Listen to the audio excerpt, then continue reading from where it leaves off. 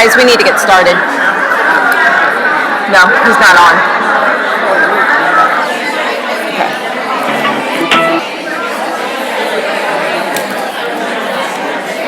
Yeah.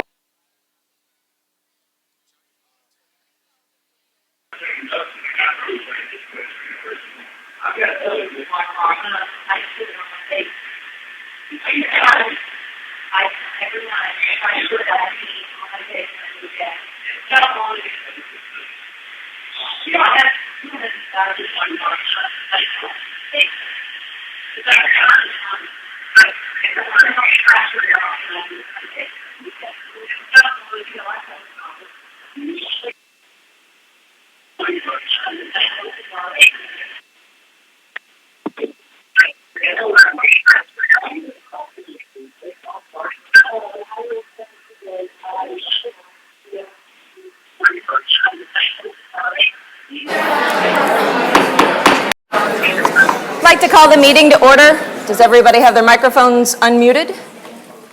Check, check. Everybody good? Larry, knock it off. All right, if everybody could please rise for the Pledge of Allegiance. Lisa, you want to start? Pledge allegiance to the flag of the United States of America and to the republic for which it stands, one nation, under God, indivisible, with liberty and justice for all. All right. Roll call. Everyone is here. Dr. Gaines, are you on the line? Yes. All right. Can I get an approval of the agenda? Lisa, Jamie, everybody in favor, please say aye. Aye. Opposed? Motion carries 7-0. Moving on to our communications. Since we're in our summer months, we don't have our schools this month, so we don't have a lot of the kids and things like that. So we're going to go right into our open period of patron comments. Do I have a Rob? I apologize. Is it Fisher? I have you signed up on the first and the second. You are more than welcome to speak on the first half because you're talking about the store, which is an agenda item. Would you like to speak at the first one or the second one? Okay, please, come on up. Yeah, absolutely.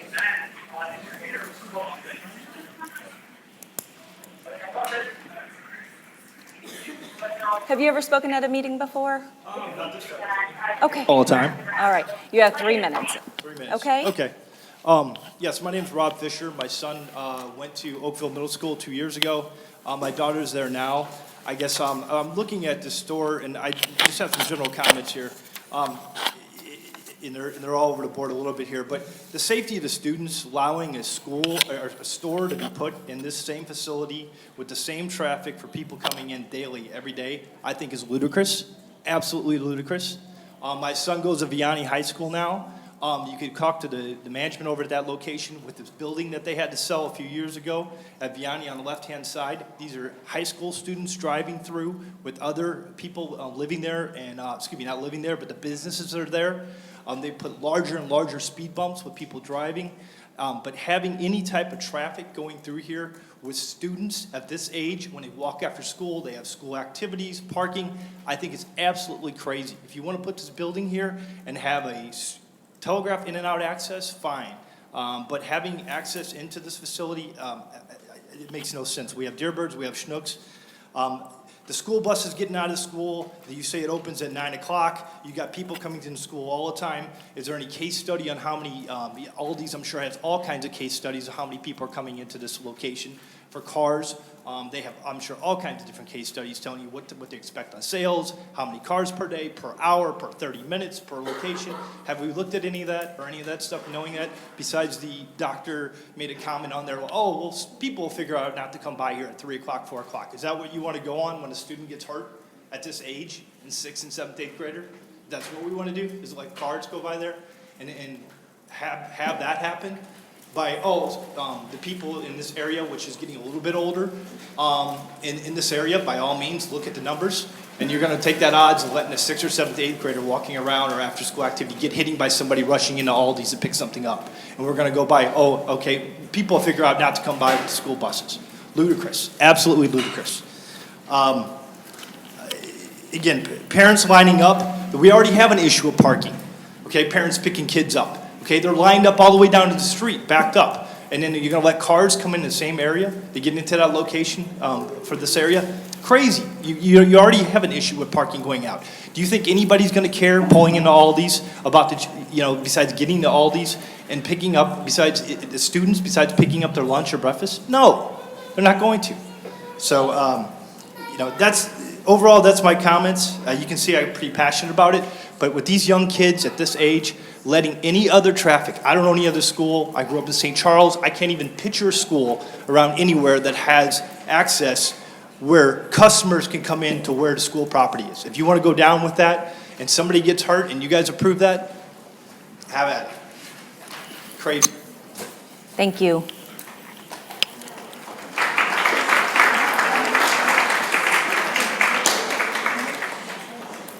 Okay, we will move on to our standing committee reports.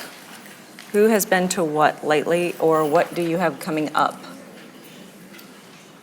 We have a policy committee meeting coming up on the 13th, I believe. Okay. Mr. Catalana here. Yes.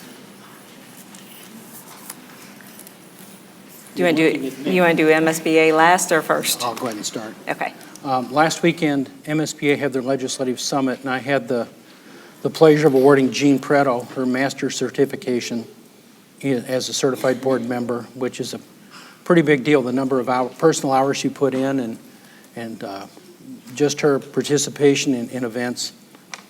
I also had the opportunity to award the Governance Award to the Mehlville School District. Out of the entire state, only 24 schools were awarded this, and it has to do with what individuals do in terms of their certification and what members of the board do in terms of attending sessions and basically team development. Also, the one I'm really proudest of, I got to award the Outstanding Board of Education and Finance Award. There were only 16 schools in the entire state, and this effort was spearheaded by Jean and Lisa. They deserve a big round of applause because they did all the work, and we get the credit of having to.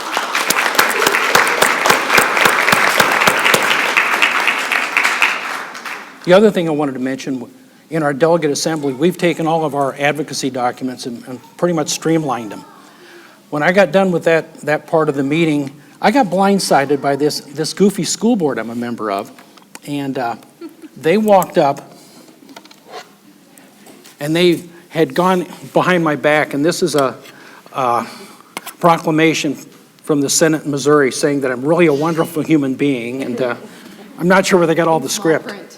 But I wanted to share this with the board and publicly acknowledge that I greatly appreciate the time and effort you went through for this. This is a big deal, and this replaced my Stan Musial picture on the wall. That's how important this is.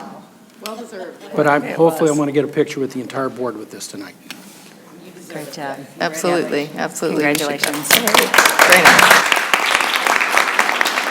And I wanted to turn it over to Kevin and Samantha and Jean for any comments they had about any of the keynote addresses or any of the sessions they went to or any observations they had of the conference. Well, I was pretty impressed with the president of the NEA from New Jersey. Sayak? Sayak, yeah, that Kevin was his Sayak. name. He had a great presentation there at the end about, how our schools are changing and, what we need to do to, keep up. And he just had a very informative session there. And, he brought to my attention that the kids that are starting kindergarten this year will graduate in 2030.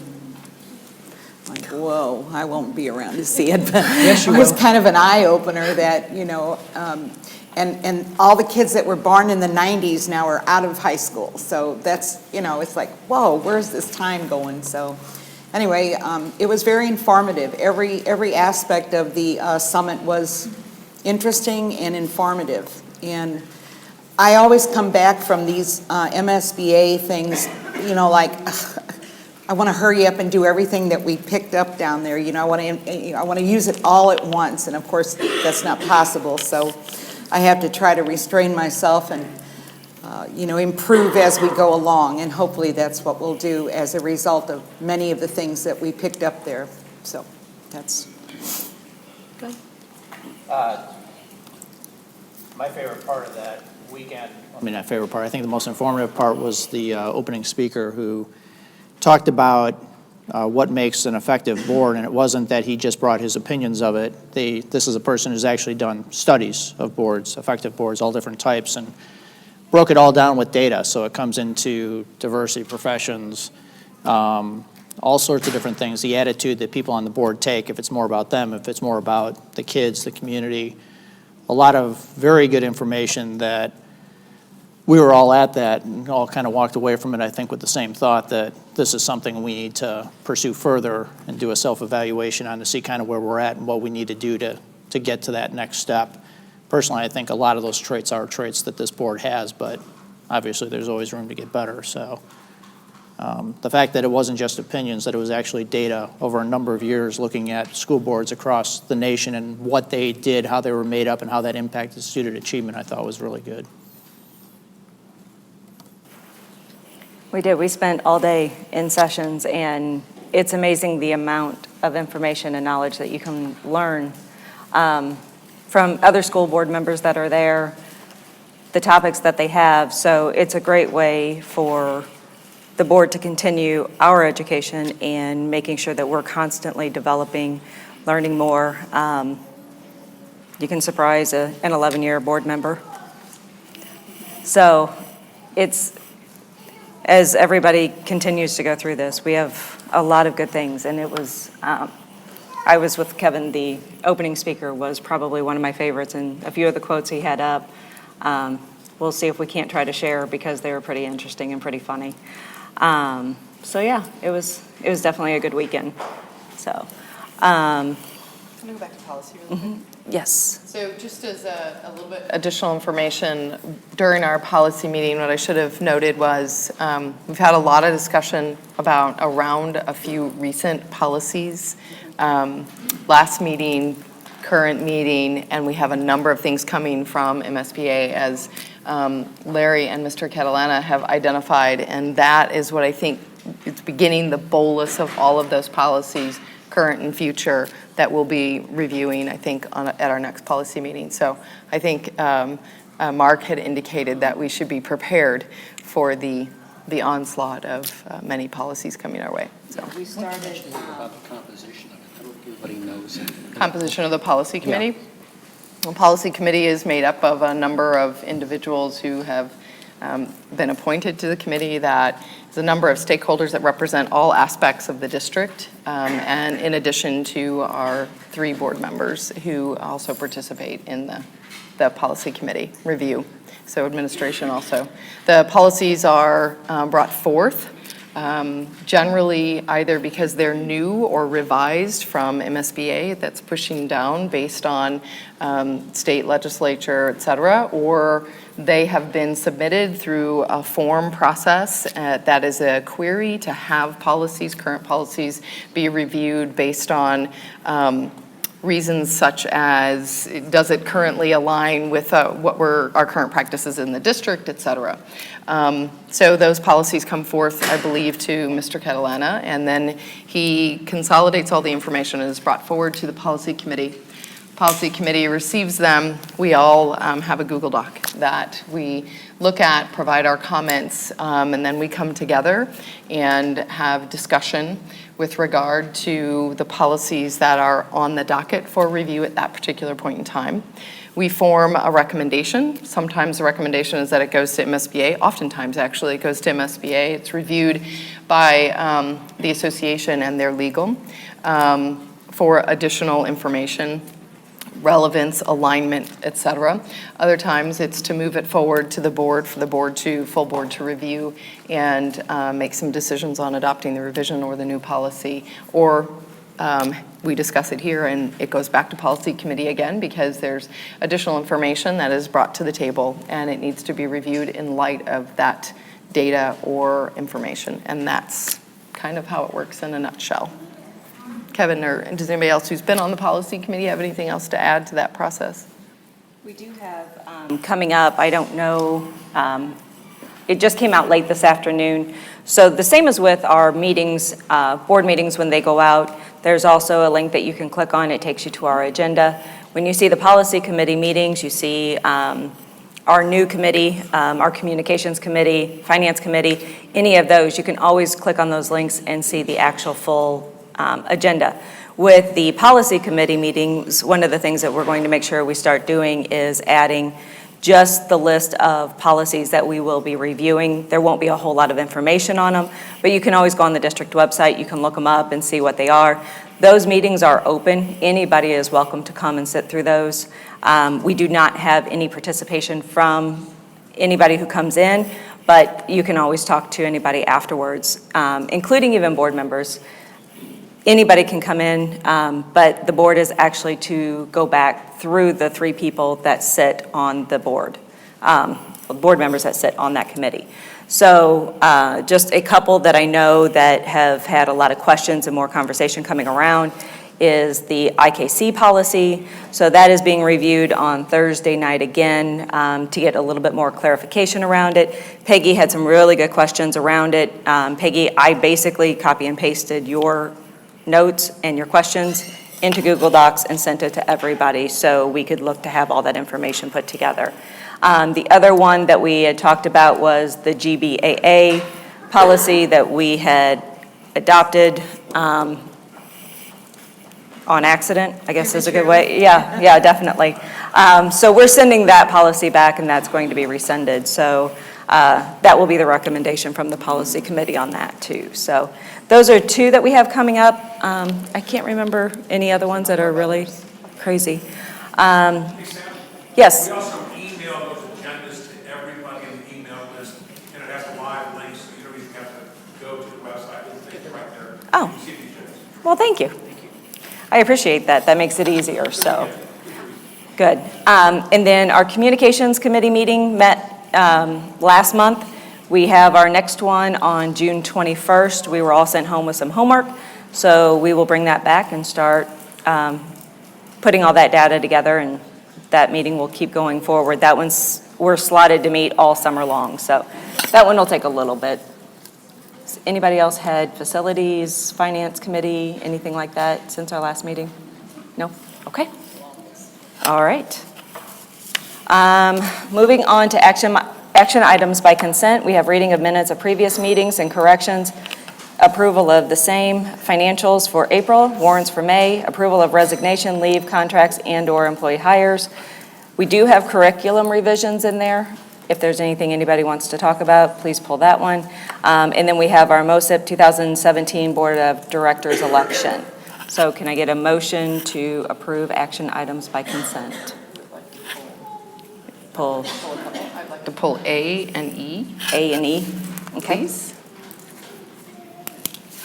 Can I get a motion to approve action items 5B, C, D, and F? So moved. Second. All those in favor, please say aye. Aye. Aye. Opposed? Okay. All right. Lisa, go ahead with 5A. I only attended a very brief portion of the special meeting on 5:30, so I would like to abstain. It's, okay. Is that an error? Because I was going to say, because I noted when you left. Oh, So you just want to Oh, okay. abstain So I would from just passing? yeah, I mean, I wasn't really And that's fair. there. Right. My Right. contribution was not much. Okay. I was Okay. there for part of it, yes. So then for 5A, can I get a motion to approve 5A? Second. Kevin, or Jamie and then Kevin. All right, all those in favor, please say aye. Aye. Opposed? Lisa? Abstain. Abstain. So Special motion meeting. carries 601. Okay, moving on to our curriculum revisions, which there were a lot. There were. I have some questions, I think, for Dr. Plummer.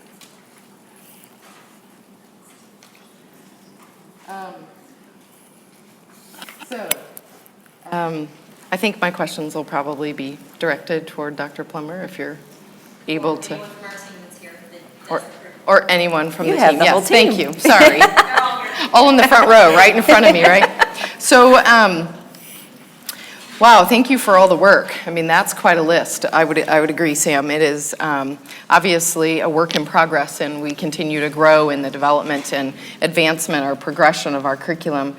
relative to all the standards that I know we need to meet based on the state guidelines and just what our goals are here in Mehlville. One of the questions that I had was, I see that we have a social and emotional development curriculum for pre-K. And my question was, will it, how does it, et cetera, integrate throughout the rest of the K through 12 curriculum experience, because it's identified as a learning standard in this pre-K period. Will it only remain this specific in early childhood? Maybe it already exists, and in that case, I would inquire about its comprehensive prevalence throughout the district. Curriculum for social emotional is addressed through our guidance curriculum in K through 12. And then in addition to that, all of the work we do with PBIS and character education, our class meetings that we hold, friendship circles at different schools, different things like that, small group, depending on student needs. So the main crust of it, though, is addressed through guidance curriculum that we have K through 12. And what you had just identified a few minutes ago in the acronyms is the professional development that's associated to train the educational professionals to be able to manage social emotional growth and development within our students within the district. Yes or no? There's Sorry. training, yes, PBIS and character education. Yes, there's absolutely training that teachers attend for that. And then in addition to that, based on individual needs, based on student situations, they have additional supports that they bring in, and they might do training for a specific school based on situational occurrences, Lisa. So it's really just dependent, on situations at times. However, there's always counselors there as well who have more extensive training that provide additional training and support. And then we have services that Dr. Bressler worked through in the past, and that Mr. Smith will be working through in the future, providing those additional supports and services through Catholic Family Services, the Lutheran Family Services, all the other the systems that we have that help support the school district. And do we have specific learning guidelines, much like we've outlined here for pre-K, for all of the other ages? I'm unfamiliar on whether or not there are those standards that are set aside that are specific that we're also trying to align with, in addition to what we are wanting to align with as our own district's goals around this particular topic. I wasn't sure if there was specificity around those kinds of objectives like you have outlined in this curriculum. I'll be honest, with all the curriculum we have, I don't have specifically the counseling curriculum memorized, and Jeff may be able to better answer that because he works specifically with that. But I will tell you, we do have guidance curriculum, K through 12. So there are objectives. Yeah, there are, yes. Yeah, Thank so you. like Tina said, the pre-K is on its own. It's a standalone curriculum. Sure. Everything else, the K through 5 is together. So and that's not broken down to each grade level specifically. It is one area, which is K through 5. Elementary. And then a secondary, which is broken up by 6 through 8, as well as 9 through 12. Well, that is growth appropriate, really, for a variety of levels. I also noted that the Project Lead the Way courses that were in this bunch were identified, certainly for middle school, but primarily targeted to the 7th and 8th grade. Sorry, you guys are split on either side of Larry, and I can't do that with my eyes. And I was just wondering, is there a plan for it to reach 6th grade in a more kind of comprehensive way? Because I feel like, I know that there are some 6th graders who have the opportunity to participate, but it's not necessarily something that's widespread. And for our children who have that hands-on learning preference and or learning style, much like we've talked about with our Mosaic model, I'm just wondering, what does that look like in the future for those 6th graders who could also really benefit from that opportunity? Actually, 2 days this week, on She's Monday got and it. Tuesday. You can tell by that. I'm excited to That talk was a about it, confident actually. On Monday and Tuesday, a middle school team, we attended a 2-day full workshop talking about innovation in middle school. Was our project that we decided to work on. And we have started to come up with some ideas that we're hoping to implement in the future. We're in the very beginning stages. We're actually going to be developing a committee that will include teachers. We're developing the committee to include teachers, community members, parents. We are looking to expand opportunities, and actually even beginning next year, 6th graders, we are going away from the wheel in 6th grade, and 6th graders will have the opportunity to take Project Lead the Way classes, intro classes in 6th grade next year. Then we are also going to be rewriting all of the classes we've already board approved that are Project Lead the Way at middle school, and they will all expand to semester-long courses. So that is very exciting. I think it is an area where we can continue to grow. I think there's a lot of really good work. I've heard very good things about the courses, certainly from the students and the faculty who participate in them. I look at that in light of it's just necessary, first of all, and it is a gap that I know we're working on. And as Jean said, we always hear all these really fun, innovative ideas, and we come back, and of course you want to do them right now, but of course it takes time and development. I'm also thinking in the back of my mind of the future Mosaic children who will then be integrating into our middle schools, and they're going to be coming from a more hands-on, problem-based learning pedagogy, which we've talked about. How are we going to integrate those students into more of that type of curriculum that they're now used to in our middle schools? And so we're a couple of years, hopefully ahead of that, at least right now. We're planning, maybe we'll be implementing over the next 2 years, and hopefully by the time we integrate some of those students into our system, into our middle schools, we'll have those opportunities more readily available than, or more numerous maybe, than what they are now. Yes, that's part of the plan that we're working on as well. We are working on how we talked about that exact topic. How are we going to work with those students who have had a different learning opportunity, and what opportunities are we going to be able to give them in middle school? And we've talked about, can we develop the school within a school type of a model to give those kids more of an opportunity? That's all going to be part of that committee that we've started the pre-work on, but we're going to be continuing to work on over the next year and a half. That's refreshing. I think that will only aid in our ability to retain those students who have that experience, who are then looking for it as they move into middle school. So we will wait to hear more. I appreciate the input, and we really weren't planted. These questions were not like planted. No, they weren't. I didn't know what you were going to Just timely, I guess. Any other questions for anyone else on the team? I had a comment on the application creators course. Being a computer scientist by vocation, I always get a little bit concerned when I see coding without any context. And I thought this description did a great job of really identifying the issues of problem definition and problem decomposition and figuring out a solution and then how to put the solution in place and test it.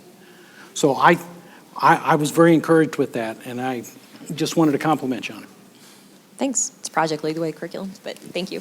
And I was curious on the same topic, how does that differ from last year's, the design of last year's curriculum on the computer science for innovators and makers?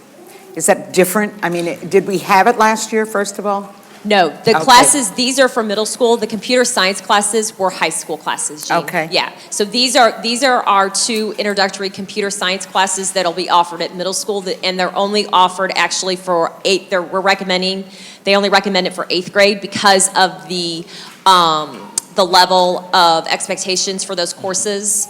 So those will be the intro courses that lead into the computer science pathway that we added at high school last year. Awesome. Very, very good. Anybody else have any questions? Okay. All right. Can I get a motion to approve 5E? Thank you, Dr. Plummer. So moved. Second. Larry, Lisa, all those in favor, please say aye. Aye. Opposed? Motion carries 5-0. All right, moving on. Why is my computer acting goofy? To our budget development. Mr. Marshall?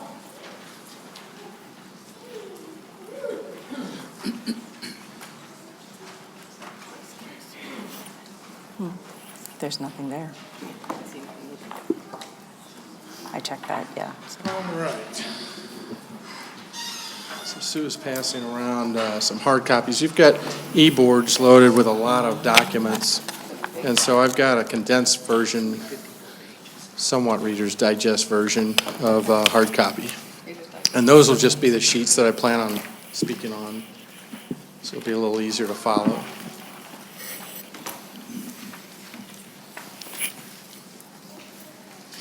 So first thing is, just in general, this is sort of like a general disclaimer where DESE, I guess, it's been announced that there's possible state withholds for the month of June, but they don't know for sure. There's possible state withholds next year, but they don't know for sure. So in the end, it's really nothing different. We always live with that. So I don't really know if that tells you anything. So for what it's worth, it's a possibility, but it really is not defined. So I really wouldn't spend much time thinking about it until they get a definite decision. So when we look at the first page that I handed out on the budget for the cash flow, this is very similar to what we've seen in the past. The only thing that has changed is if you look in that second tier of boxes on the net gain, you'll see the total now is $530,000 for the total budget. And that's gone down $145,000, primarily due to the recent adjustments that we made based on the teacher negotiations. And then if you look at the operating gain, it's now $540,000. That's changed. That's gone down by $305,000. And once again, that's based on the $145,000, and it's also then we reclassified some appropriated funds. So it just, when you look at this, people say, okay, well, it changed. What changed? Well, that's pretty much it. So other than that, pretty uneventful. That leaves our cash reserve at still pretty similar to what it's forecast to be coming in at this year, 26.6%. So that really takes care of where we stand on the cash flow and how that changed. The next page is revenue, and for the most part, just once again as a reminder, you can see up near the top, the budget is percentage change is 0.4%. And that sort of relates to recently, if you look at the historical trend benchmark that we've used this year to benchmark CSOI and recent forecasts of where we're going to stand, we use 1.18%, which is a 6-year trend, and that's shown. I'll show that on future schedules in the final budget package. But 1.18% is what we've used. So this 0.4 is it's lower than the historical trend. And then if you look at fiscal year 17, you'll see that that's up 8.3%, which is a pretty big bump, and it's due to the the Prop R money that came in. If you had wiped away Prop R, our revenue would have increased 0.8% this year. So that's sort of interesting to know compared to the benchmark of 1.18%. So once again, we're below the historical trend this current year and then next year's budget. So those are the only items to note. And, one of the things we've got to look at is with the decline in enrollment, what is the future revenue going to be? Is it going to be a little more similar to these last couple of years, or is it going to still, over time, be more like the 1.18%? So that's just something we've got to look out for. And then the next page is expenses. And not a lot there, other than it just outlines we're up 1.1%, and bottom line is it takes into consideration all of the normal salary discussions that we've had with, you've got a step, you've got a channel change, you've got the Mosaic teachers that were added, we've got the recent teacher negotiation amounts that are added in there. It gives you the FTE count of 731.4. So it just gives you the assumptions that really makes the salaries up. And I think a quick note on the benefits is we really don't have much of an increase on the benefits because it just correlates to salary increase. But in normal years, you can have some significant increases based on health insurance, and we're really in a good shape right now. We haven't increased rates since 2015. Normally, that's a chunk of money that we have to put in the budget, and we haven't had to do that the last couple of years. So that's a nice temporary advantage not to lose sight of, that we are not feeding that into the budget. And then other than that, we've got capital and debt that really tie into detailed schedules back in the budget. So those are the highlights on expenses. Then we turn to the next page, and that's fiscal year 18 on our five-year capital project tracking plan. And the main general thing to note on this is Just similar to what we did this year, we're transferring $1,750,000 from the general fund to the capital fund. So that sort of raids operating funds. But that's sort of really what we've planned on doing for a few years. We right now, in next year's budget, we also have that optional 3 cents that we're transferring. And we did that this year. It's about $500,000, and it's in the budget for next year. But the note on there just says that we really need to look out and reassess that this summer. We can amend that if we decide that there's other operating needs that are more critical than the use for the capital fund. And one of those would be the pay restructures that we've been talking about. On the next page, when you get to fiscal year 19 on capital tracking, it's going to be similar to the rest of the 5-year plan, where the footnotes basically talk about I'm no longer budgeting the 3 cent transfer on any of those future years. And I am budgeting the $1,750,000 that we're trying to use for Prop R purposes. But the comment is we're not going to, I'm not saying stop it, I'm not saying continue, I'm just saying we need to look at that every year and continue to assess what our operating fund needs are. And if it can, just decide, does it make sense to keep making that transfer or not, based on what your most urgent needs are. So it's just important that we keep that in mind, to always be reassessing that. Then we go to the next page, and this is just an excerpt out of the debt schedules. There's like 12 pages of debt schedules. And so when you look at this, the main thing I want to point out on the debt schedules on e-boards will show you, all the debt payment schedules and how far they go out and all the details. But the one thing I wanted to talk about on this page was, if you look at near the top, the summary by COP, it shows you all the different debt items that we have, and it shows you the pay date. And you'll see, if you look at the pay date, you'll see all of these get paid through 2021. And so, except for the 2009 COP, and that goes out to 2029. So then if you look down at the bottom and you see the COP Fund 450 C Note 2, look at that section, you see at the end of fiscal year 21 that the ending balance is $4,857,000 in our COP fund. But at that point, we still have $7,146,000 of debt to pay off. So we're short about $2.3 million. And all that means is, at the end of 2021 is when the question of whether or not we continue that COP tax levy. And so we'd at least need a little under 6 cents per year to pay that off through 2029. So that's just something informationally for you to start being aware of and keeping in mind as to how that works and what the numbers are looking like. Those numbers will change a little bit. They won't, they're not going to double or triple or anything, but they're just, we'll keep updating those numbers.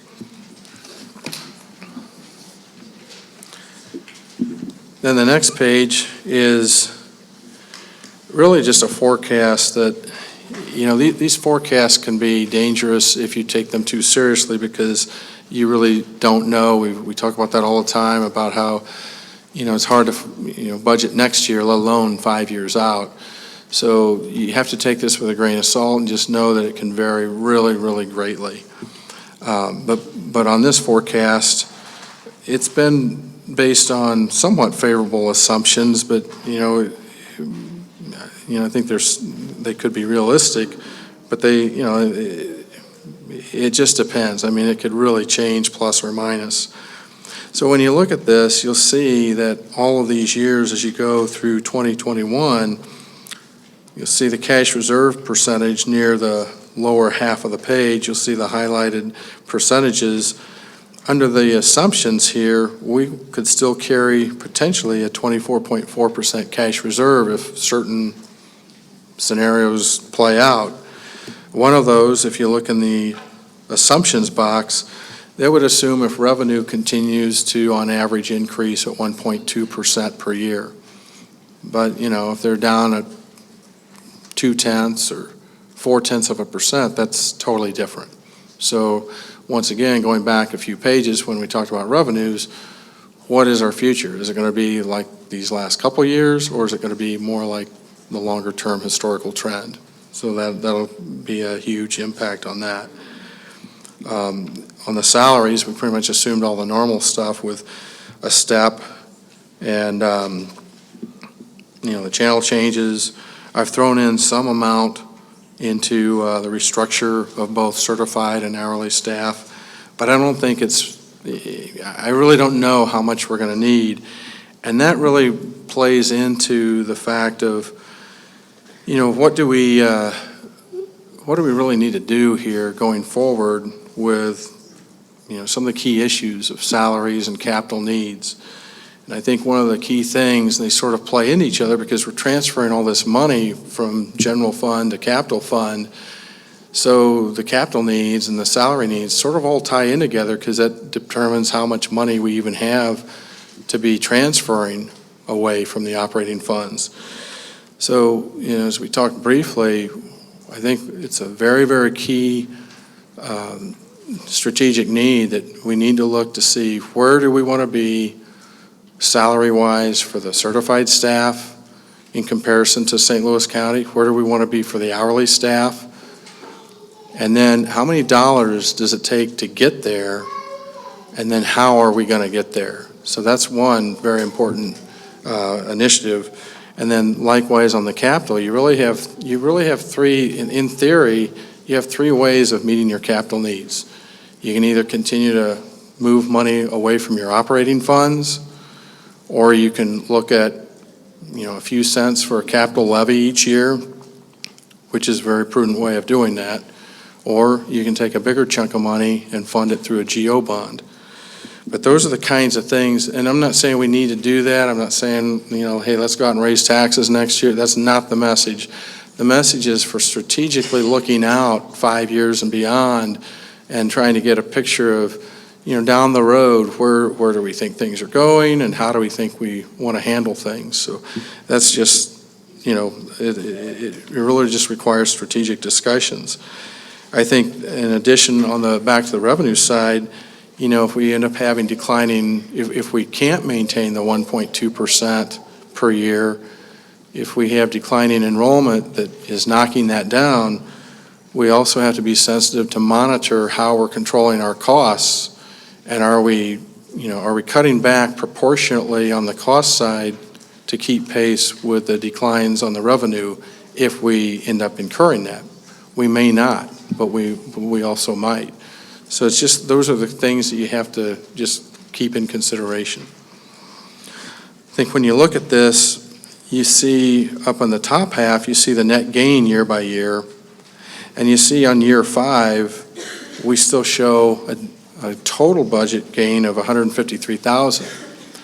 But you have to really look at what the components are. So when you look at the next page, you're going to see a summarized cash flow year by year. And if you look at the operating cash reserve net gain that's highlighted, you'll see year by year it goes from 3.1 million gain, 540 to 418 to 241 negative to 937,000 negative. That being said, when you look on that, the page before, it shows $153,000 gain, but when you dig in a little deeper, you see that the operating reserves are in the negative. But still, even though you're in the negative on this scenario, you're still in good shape, because when you look at the cash reserves on the last page, you're still at 24.4%. So it just, this is one scenario, and this can play out in dozens of different ways, because in the end, it just depends on what actual happens. But this is just one possibility of what could happen over the next 5 years. And if it does, I think it's very positive that we could be in good shape. So I think, really, the key things to be focusing on, how are we going to take care of our salaries in a way that we define what we want, how are we going to take care of our capital needs, and what's going to happen ultimately with the revenue trend. The next few pages are really just replacement schedules that, several years ago, we didn't have any replacement schedules. And so I think this is a really good sign of financial planning that helps us, plan for the future, because now we have, this next page is a bus replacement plan that we've had for several years now, and that gives us a very good guide. The next page is an IT equipment replacement target. We're not currently budgeting to these, but it's a really good planning tool when we say, what are our capital needs? How are we going to meet these? This shows you really what our IT needs are equipment-wise, and they're not currently in the budget, but it helps us understand what we have to be, trying to pursue. Next page is a facilities replacement schedule, so we sort of know what we have coming there. And then we've got a food service equipment plan, and that helps us know what's coming there.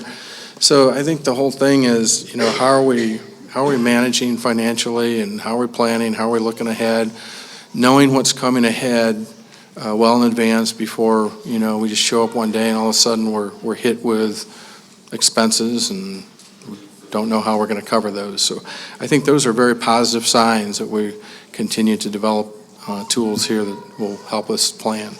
So that's really all I have, and I guess open it up to questions.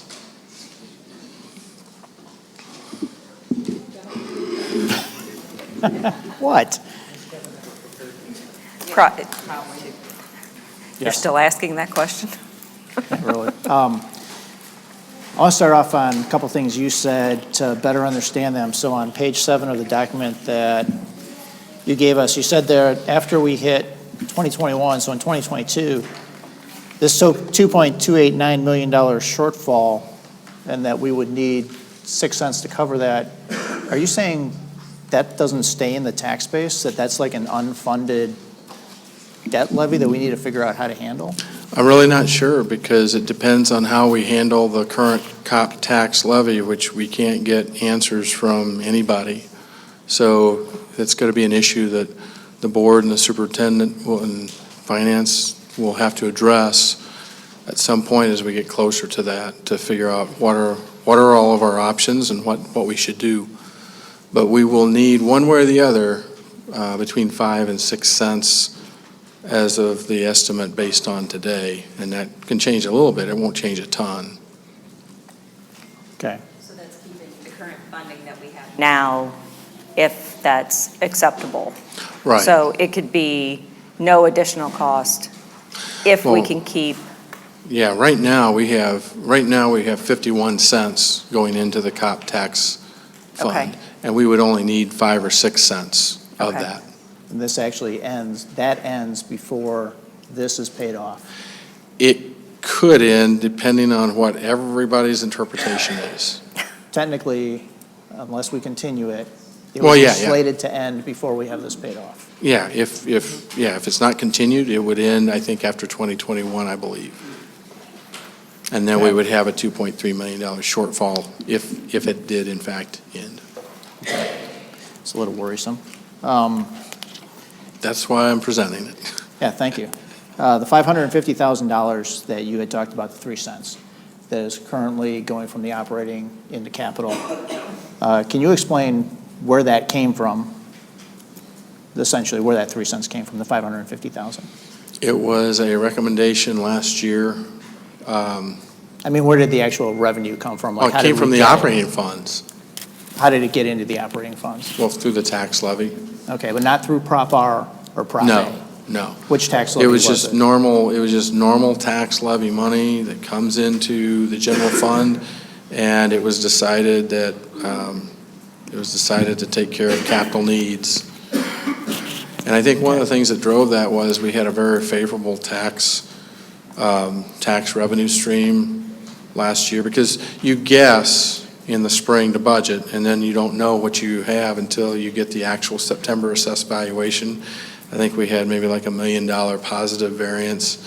And so then it was decided to go ahead and take part of that money and move it over to take a one-time, to meet one-time needs of capital projects. Okay, so the bottom line is this is not part of Prop R, it's not That's part of Prop correct. A. That is correct. Okay. That is correct. Normally, that would have just been part of your normal operating funds. Okay. Going to bring up briefly, just to get it out there, what we had talked about, currently projecting cash reserves of 26%. We actually do have a policy that caps that, DIAA, at 25%. So it says that we should be between 17 and 25%. The exact words are, the district will strive to maintain cash reserves between 17 to 25%. I believe that means we need to be looking at a 2018 budget that doesn't project anything over 25% for cash reserves. I can tell you that I was the one that proposed changing that policy, and I can tell you that the Finance Committee nor myself nowhere close had any intent to making that a concrete policy. So I would ask that if it's being deemed as a concrete policy, we may want to revisit that and make it a little bit of flexible. I don't think anybody would say that we need, 30 or 35% reserves, but I think if you heard, maybe we get the Finance Committee to weigh in on that, but I think you want a flexible policy to, you don't need to shoot way over 25%, but I think you want flexibility. It shouldn't be a concrete policy. So you might want to think about revising the policy to just slightly. I mean, I wouldn't leave it open to say you can get 50% or anything like that, but you got to be careful about maintaining flexibility. What is the recommendation from the Finance Committee for our cash reserves? Well, they were in agreement of 17 to 25% guidelines, but I'll have them weigh in, but I'm certain that they wouldn't want a concrete policy either. It just doesn't really make sense when you really stop and think about the volatility of. Too many variables. Yeah, I mean, you can vary 2% plus or minus in any one year. So if you're at 21% reserves projected, you could end the year at 23, or you could end the year at 19. And what year did let's see, This was October 7th, 2015. 2015, okay, so it So is this set was to be actually reviewed. less than 2 years ago. Yeah, That's the reason we did right. it. Because the Finance Committee, it says in here as well that the Finance Committee will review every 3 years following adoption or sooner at the direction of the board. But I would think our next Finance Committee meeting, I would think we could go ahead and discuss it again just to get confirmation that it's a guideline as opposed to in their recommendation of This was fixed a numbers. policy, though, that was approved by a board. I understand that, but I don't believe it says. This board? Some of us. But I don't think it says floor or ceiling in there. That's the range, that's the range. When I read this, it sounds pretty clear to me. And, I mean, it says we're going to strive to maintain cash reserves between 17 to 25%. But it doesn't say that. Strive, but. Strive to Yeah, it says maintain doesn't strive mean to be. It doesn't concrete. say that. Okay, cash but reserves strive will does say mean when you 17. make a projection for what you're going to plan for the next year, that you're not over 25%. Because if you're planning 26 and a half, you're not striving for 25. I just look at it different. I don't think any finance This is where professional. specific wording is very good. I think this is particular specific wording, though, somewhat for a reason, too. People do tend to have a feeling they don't want schools or other public entities to be banks. And if you have Sure. too much reserves, that tends to be what people think. And then you get people that think, well, I can come in and I can cut all that stuff down and we'll do all these things. And that's happened to us before. Not even necessarily with the money there. And that's one of the. It is in policy, so I think it's something that we need as a board to, I know we've had members that haven't necessarily thought policy was policy, but, Or that it mattered, or you had to follow. right. But I think we have to, This is a perfect example of how language matters, right? And that different professions might interpret a word a little differently. Right. And so you're reading it as striving, and does that mean you can overshoot in a planning manner or not? And the projections, as you've identified, may not be the same Right. in 6 months when we talk about it or in a year, but I do think it would be a great idea to have that finance committee say, okay, guys and ladies, look at this and tell me what this means to you and really figure out And then hand it up to policy that committee. language piece, because I think that that's a really important part of the policy. That's also a valid concern. It is a policy. It's not set up as a guideline or we agreed, some of us, to put that in a policy, and in that case, it needs to be looked at that way and go through the appropriate channels and process in order to be reviewed or amended or not, or whatever the case might be. In light of what you're explaining. Yeah, I would propose that we discuss amongst the finance committee of what the real intent is of the policy, and then come forward with a proposal to get the language to match the intent. You I know, don't we've- mean to beat up on this too much, but the first thing I learned, or one of the first things from MSBA, was the board owns policy. True. Right. Yes. So the policy committee, I'm fine with them weighing in, but at the end of the day, the board owns it. We Correct. understand that. Agreed. And I want to make sure everybody But we're getting understands that. expertise from them. That goes to then it goes to the policy committee for consideration. And I don't think we can look at this one and intentionally let something vary, and then with a straight face come back and say another policy can't vary. Well, I Policy don't has to think, be policy, I think. Agreed. yeah, I don't think we're saying, I It's don't think an I old would, argument, I don't that's think fine. I Not would with me. recommend, I don't think I would recommend not doing anything. What I would recommend is that we take action to have the finance committee review what the intent was, and then if the language does not agree with the intent, come up with some proposed language that really accurately depicts the intent, and then submit that through whatever the policy committee, board, whatever the process is, but submit that to ultimately amend this policy if it is really not reflective of the intent. And then you'll end up with a policy that does reflect the intent. And we actually have a policy to do that, to change We do. policy, We do. so we can go through that Policy policy to to change change policy. But we're not going to have that done by the end of June. Well, the And other this has to be thing- approved by the end of June. And I don't think I could in good conscience vote for a budget that I believe violates a policy. Well, one of the things that we have found with a lot of our policies is, and this is, former board members will say this as well, is that it's left up to interpretation of it. What does strive mean to you, to you, to you?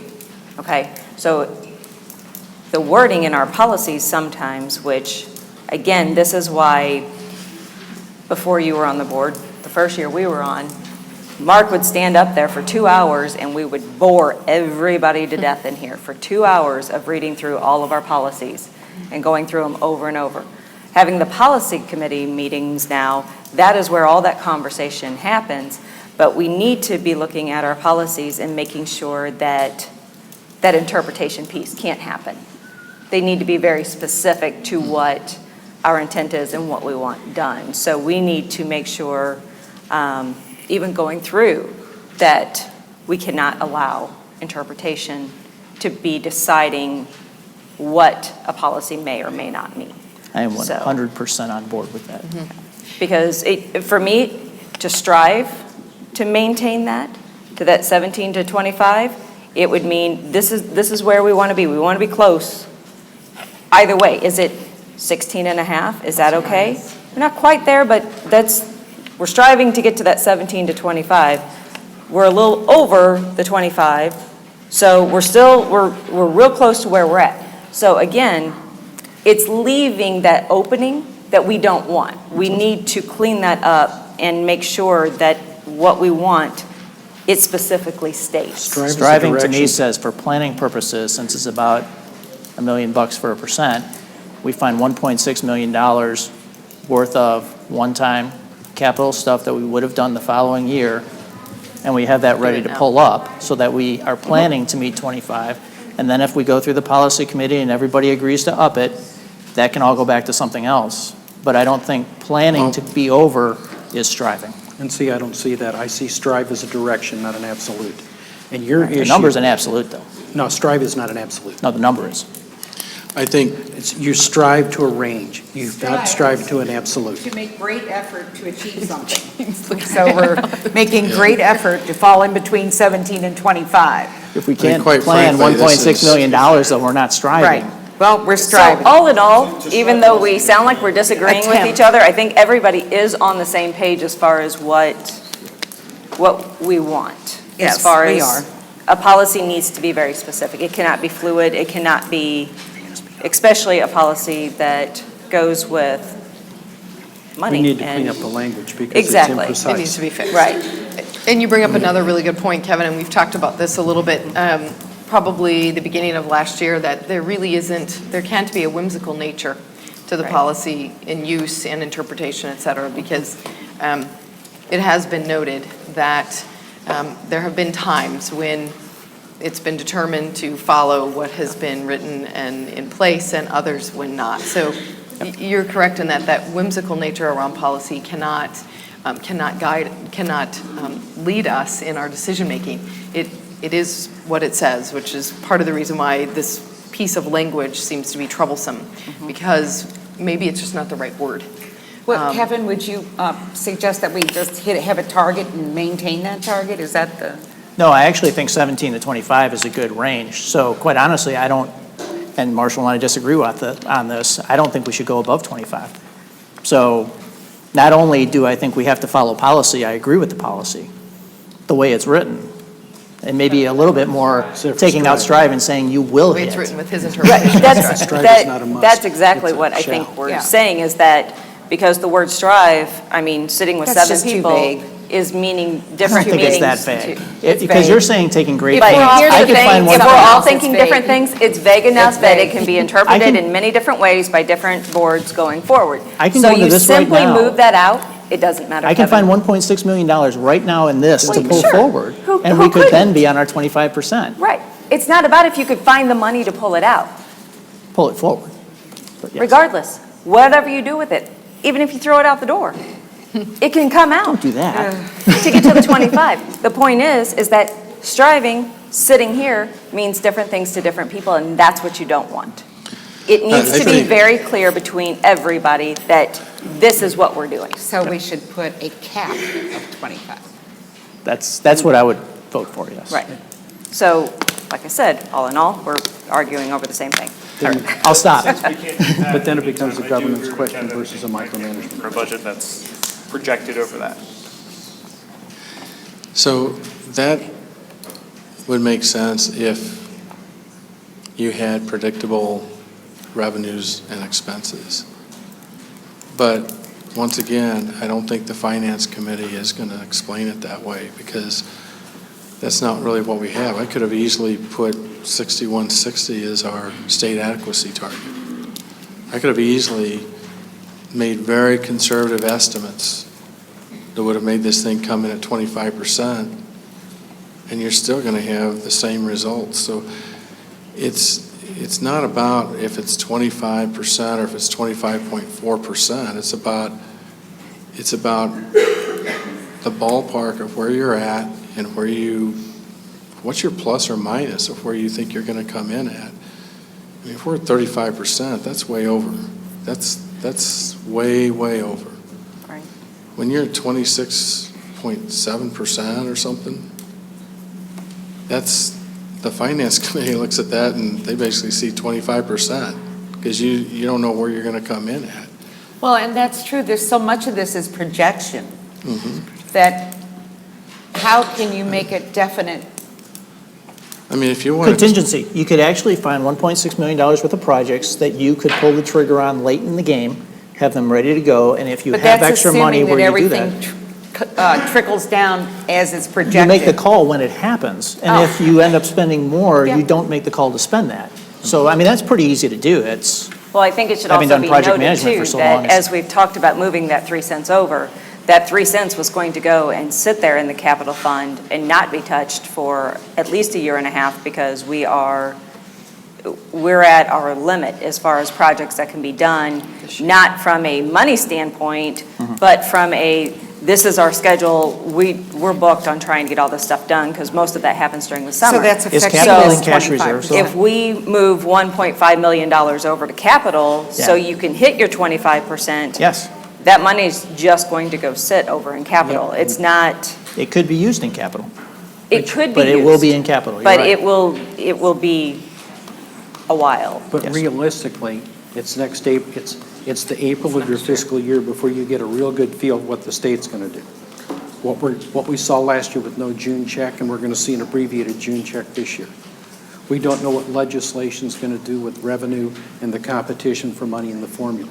I think that's the thing that concerns me the most So while you may meet that right now. 25%, you may very easily could lose $1 million, $1.5 million. Yeah. But And suddenly now you're 17% down to equates to 23.5. about zero, right? So Pardon?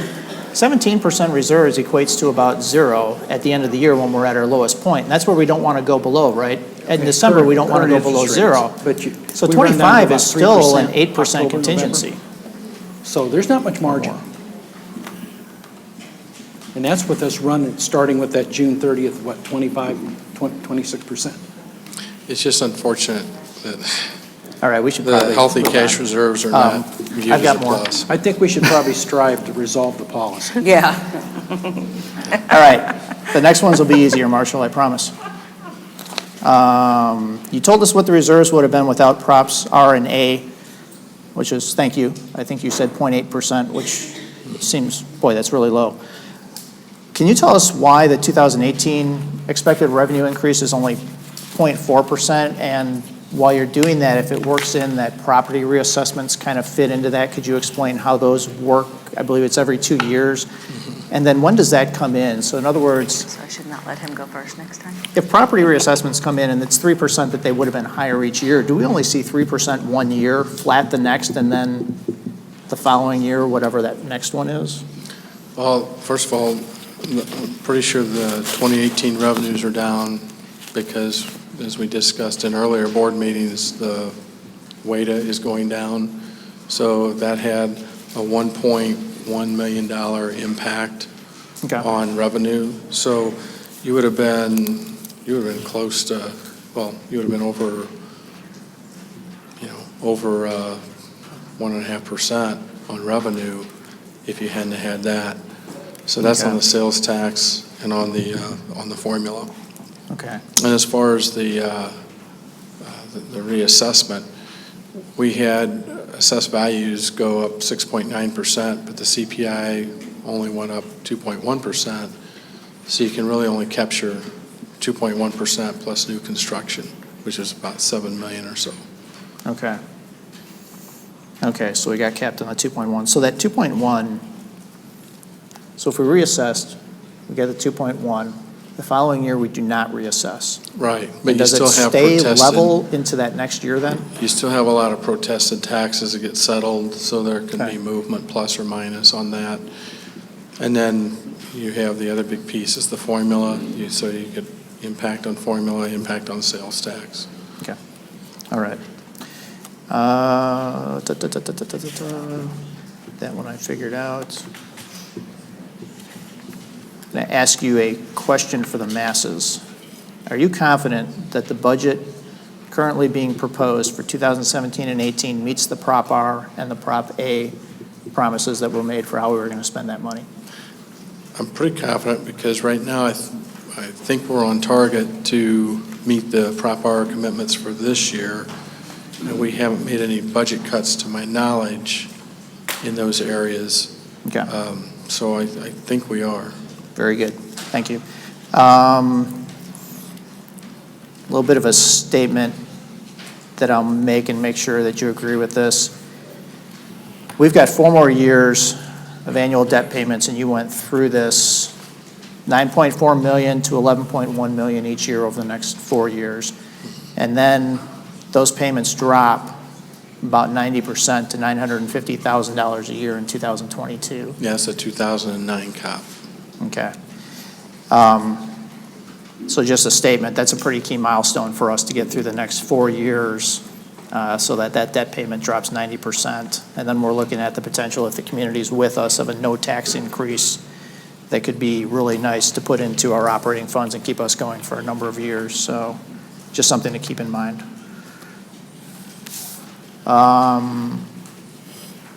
I think your point, I'm just going to reiterate one of them where you said, where do we want to be salary-wise for essentially everybody, classified, certified, and capital? I think you are right on with that. We need to be thinking about a 5-year strategy. We know we're not in the best shape there, and we need to get better at that. But at the same time, we can't break the bank, and we can't completely lose everybody that supported us during Prop R and Prop A as well. So we do need to figure that out, sit down and come up with a good strategy there. And that's where I'm going to close. Thank you. Well, that's one of the advantages of having the reserves where they're at right now, because it's going to give us the flexibility to start. We look at this plan on a comprehensive plan that's looking at, really the capital and the salaries all together, and getting a good strategy about how we go about that. And because we have the cash reserves that we have, hopefully we can put a plan together to really start chipping away at making some significant progress. And I totally agree with Dr. Gaines on this. He basically is trying to do this in a way where, we throw some money at those every year instead of just sitting there and taking $10 million and getting everybody up to speed, and then we got to freeze salaries for the next 5 years. That doesn't make any sense. And one of the best ways of doing this is getting the cash reserves up to where we've got them. Let's say it 100 times, we don't need 35% cash reserves. But we do need where we're at in the ballpark now. Because now you have the ability to, maybe if we get some withholds of $1 million this year, we're still in good shape. If you get your plan together, and you're going to throw so much at capital, so much at certified, so much at hourly staff, if you make some good progress every year, and see how you're doing, and maybe the revenues hold up, maybe you don't get any other surprises on expenses, then the next year you do it again. Within a few years, hopefully you can get both sides of certified and hourly up to the place that you want them to be to have the kind of district you want. But I just don't think it's prudent to sit there and throw a ton of money in 1 year and then freeze salaries for the next 5 years.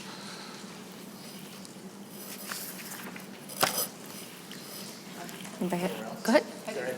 Well, on a positive note, it's good to see what's happening with the cost of our buses. Yeah. Going from almost $600,000 in expenses in year 1 down to $258,000 in year 16. That's really good progress, and that's Thank you, something we Jean. can count on instead of being surprised. So I like that. Thank you. And I would hope that every person around the table here should be very proud of looking at this cash flow page on page number 1. You look at the very bottom and look at every single year, all these years that we're over 20% cash reserves. When I walked in the door, our self-insurance fund was not even solvent. It was $1 million insolvent. And we had all these issues. You guys have all been through the $4 million cuts and the Prop R. We fought hard to provide an education, but also be financially prudent and manage these reserves in the way that we need to. Those cash summary schedules in the monthly financial statements, they show you the month-by-month cash reserve. I don't know what else to do. It shows you that we're down to 3%. If anybody thinks we're a bank, they're not reading the schedules. They're not listening to the finance committee. These finance committee people are finance professionals that do that for a living every day, and there's not just one of them, there's like 9 of them. So that's... Disagreed with the number being at the end of June. It should be at the beginning of December when we're at the lowest amount, so it's a true picture of where we're at. It is. It is. It is. No. The June cash reserve does not tell you what your condition is. It's the November number. Ask us on December 30th how Right. much money we got. December 1st, actually, I think. Oh, December 1st, okay. So I think, Gene, basically, bottom line is, there's a lot to be positive here in this budget. Oh, I think so, too. When you look at the forecasts and you can see a viable possibility of going through fiscal year 2021 and still having 24% reserves when the footnotes show that we're already, right in these footnotes, it shows that we're adding extra money to both the teacher and the hourly pay schedules, and I don't think that's enough money, but I didn't know what to put. So I had to put something, but I think once we do our studies and we get real numbers, then we'll know what to put. But just the fact that we can put what I've put here, my goodness, could we say that 2 years ago? No. And our furniture's getting replaced, and our roofs are getting replaced, and our HVACs are getting replaced, and there's a That's lot of right. things going in the right direction, and still we're in good shape. I think instead of getting beaten up by some of the people that may not understand the whole picture, this is really a success story, and we are going in the right direction. And we're having more financial planning tools for capital, and we're having a lot better vision for the salary fixes. This is really healthy. We're in a really good spot right now. I had a few comments. With regard to all the replacement schedules, and since I'm a planner, I really appreciate having the data before me to identify all of the nuances of running a school district that I might not know when we need to buy a dump truck, because why would I, right? So I appreciate the individuals who put time into identifying and projecting what those forecasts look like. I think that does assist me in understanding where we are with our reserves, what we have as far as our planned costs relative to Prop R, Prop A. I think it helps us align with that also when we have those questions about, are we meeting our commitment? I think that's really very important to make sure that we are continuing to communicate how we're meeting it and that we're on target. I think it also helps with that emergency need. Remember, we had the bus that we had to replace. Remember the bus? Over and above our Prop R projection of 6 buses, and this is the 7th bus. And so I think it helps us understand that we have this covered, and perhaps in the budget we have the opportunity to go above and beyond and still meet our commitment, go above and beyond if we need to for those emergent situations. So I liked that a lot. I think that that is something new that we as a board certainly benefit from, but it's something that we ask for. And I'm sure you were also wanting the same thing, because it does help you project also. I would like to go back to the COPS piece, though, just for a second, as I also am concerned of how do we cover that if we don't have those 5 or 6 census? What do we? That's why we need to bring this up. We need to talk about this. We need to get it. Where does the money come from? Yeah, Because we find ourselves in a deficit situation with regard to payoff. Mhm. Yeah, I mean, that's really why I'm bringing it up, because it is a board and a superintendent issue as we draw near what they want to decide. And, I called a while back, I called the state auditor. I said, what's your interpretation? I called DESI, what's your interpretation? I called our debt underwriter. I called our debt attorney. I called our general attorney. Nobody is willing to put anything in writing. There's a myth out there that somebody wants to say it's in writing. It's not. If they think it's in writing, they need to show me, because there's nothing in writing. We'd love to see it in writing. Yeah, there's nothing in writing, and nobody will give a written opinion on this. So, there's going to be a lot of schools of thought, and I think in the end, you're going to be, the board at the time, the superintendent at the time is going to have to figure out what they think the most prudent way of handling that is. And there's several options, but I think it would be wise to continue bringing up those options and weighing that kind of balancing act in order to make sure that debt payment is met. But how we go about that, I'm not sure what the right answer is, and I'm not sure, again, I think there's tremendous variance between now and then, and perhaps multiple interpretations of language, or the language that doesn't exist in how we come about covering that. I asked about this pretty much shortly after I walked in the door, but it's really hard to get much. It was way too early. Sure. But now you're starting to, when you look at a 5-year forecast, it's starting to pop up on the 5-year forecast. So we got to know sort of how we want to plan. 5 years is not an uncommon budget forecast, so Right. I would assume that hopefully that'll make it to somebody's table at some point. I wondered if you might be able to share with us, as a larger group and community, the impact of the delinquent tax. Basically, we just lose revenue, correct? Or it's delayed revenue? It's basically delayed payments, protested payments, and then that's just another account on the financial statement, so. If it's collected. Every year we have delinquent taxes that we collect from prior periods. So it's sort of your slow-paying taxpayers. It's a variance in revenue. They trickle in. That's what I thought. Variance in revenue, right? Yeah. Over time? It's really, really hard to forecast. You just really don't have, it's just a very general idea of what is coming in. And this question might be too specific, and I'll apologize in advance, and you can just provide additional information later. And it might be you and Dr. Plummer who might be able to answer this, but I was looking at the travel component, and that our expenses are decreasing as we move into 18, and I was wondering if that, I think it's around 100,000, 105,000, if that is decreasing because the bolus of all of our PD in the last year is starting to kind of decline as far as us going to a place. We've done so much training the trainer, now we're doing a lot of intrinsic professional development. At least that was my understanding of how that was going to roll out. So I was just curious if we had an idea of why we're dropping off. I think it's a good thing. I was just curious. Yeah. Oh, it doesn't include the PD. It's everything, right? I see.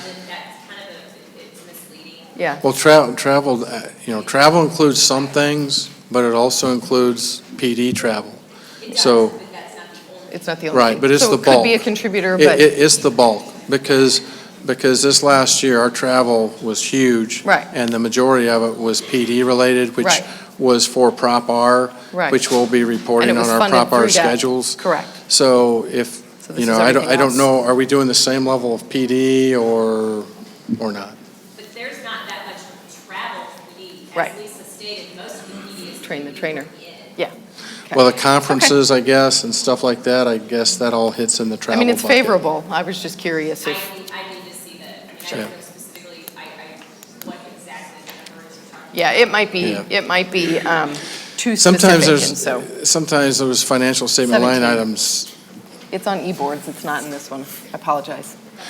yeah, sometimes those financial statement line items encompass several things, so, More than just the yeah, but I. topic. Yeah, so, yeah.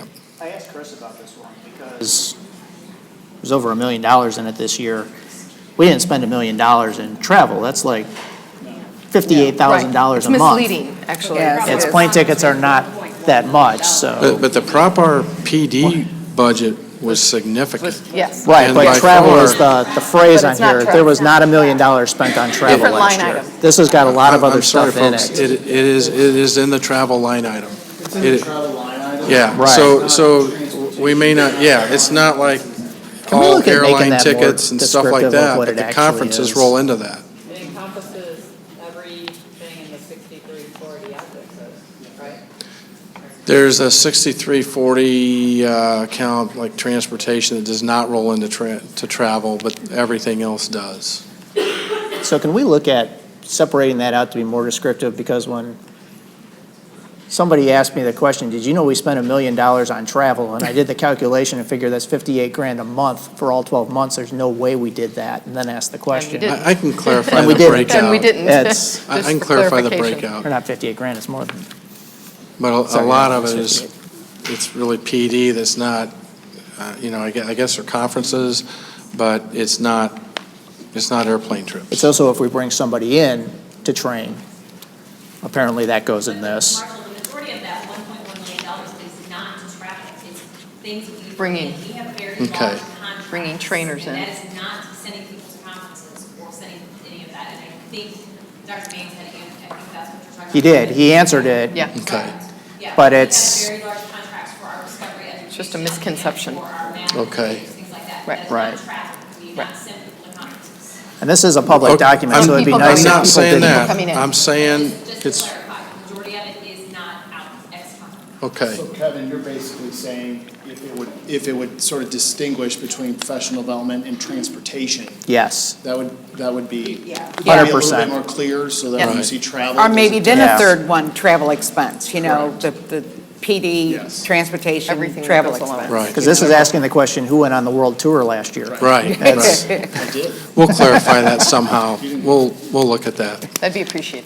Okay. Is any of that limited by the RSP, the DESI standards, or is that just strictly a local accounting decision on what accounts go into which line item? Well, the objects are designated by DESI, but I don't think we're restricted on how we show our financial statements. So I'll look at that to see what might make sense. If the majority of the money is professional development, then we'll just call it professional development. Because we really don't do that much, we don't really travel.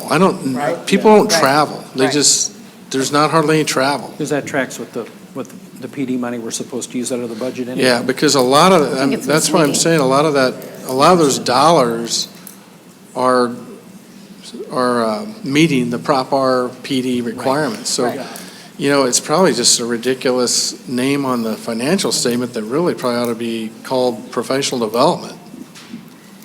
I remembered that wrong. It's actually $83,000 a month, so even more so we didn't do that. Yeah. I mean, No matter what, we didn't do You it. know, I am leaving on vacation Sunday. That'll The come things in that real we're talking handy. about that are labeled under there are things like when we talk about Kagan, through Right. all of our elementary schools, STEM innovators, math innovators, CCI expenses, it's all under travel. And to be honest with you, I don't think it probably came up in the past because we didn't have a lot of professional Right. development. Exactly. Very So little, yeah. Prop R occurred Yeah. and they're sticking it under an area and travel is where that was Yeah. indicated. Right. So It was just shocking. Yeah, I just think it's a very poor description So now on the we have it. financial We should- statements, really. Clarify what it is, right, Yeah. now that we have it. it's Prop R funding. Yeah. Good deal. As of May 30th, I believe Dr. Gaines said that we had spent $895,634 in the Kagan, in the training. The funds were for Kagan, CCI, innovator work, all provided on-site, and it's Prop R funding. Prop R, yep. And it'll go higher by June 30th. Yep. So that's the bulk of it right there. Yeah, and that was one of the Prop R promises. Yes. That's right. Yes. As promised.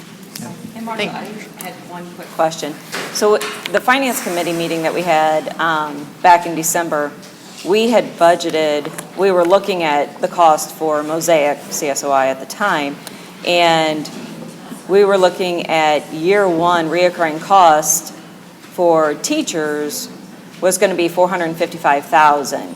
And in this one, our updated one, you're showing $270,000. Well, that's For the those 6 total, teachers. that was the total cost of the entire program. For all of them. So it was more than just salaries. So it's only 270 additional, where I think a lot of Yeah. people have been saying it's it's going to be $500,000 extra. Well, it is, for because them. we had other things besides salary. Right, but here, it's 270,000 increase Salary. for 6. That's just for Additional salary, salaries, not correct. benefits and not other expenses. Right. So the full recurring cost of Mosaic was budgeted around $450,000 recurring, and I That's a think there's total about package. $150,000 of startup. Right, okay, all right, thank you. All right, anybody else have any other questions? Good. All right, Thanks, Marshall. we'll see you on the Marshall. 29th. Thank you Thank so you. much. Hey, we skipped over the MOSA. Should we take a break? No, It we was didn't. That's- consent. Oh, was it, Take a break before we go into- That was in our consent. okay. Okay, I jumped out of my thing. Consider the property at 5950 Telegraph. Dr. Gaines, are you there? Dr. Gaines talking? He probably fell asleep during that Probably finance delayed. discussion.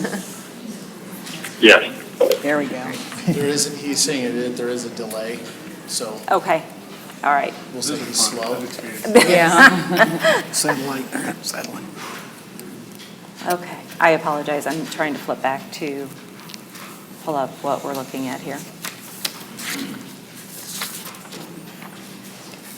Okay, so Aldi's approached the district about purchasing a small piece of land, about 1.28 acres, in front of Oakville. We have some blown-up maps. Do you have those? It's back on the, It's back a good behind one me. there. and there's, Okay. and there's 8 by, And then I think there's also printed out versions, so if anybody wants a copy of it, it kind of shows the layout and where it's going to be, because I know there was a lot of questions about that. They came back around to us in 2015.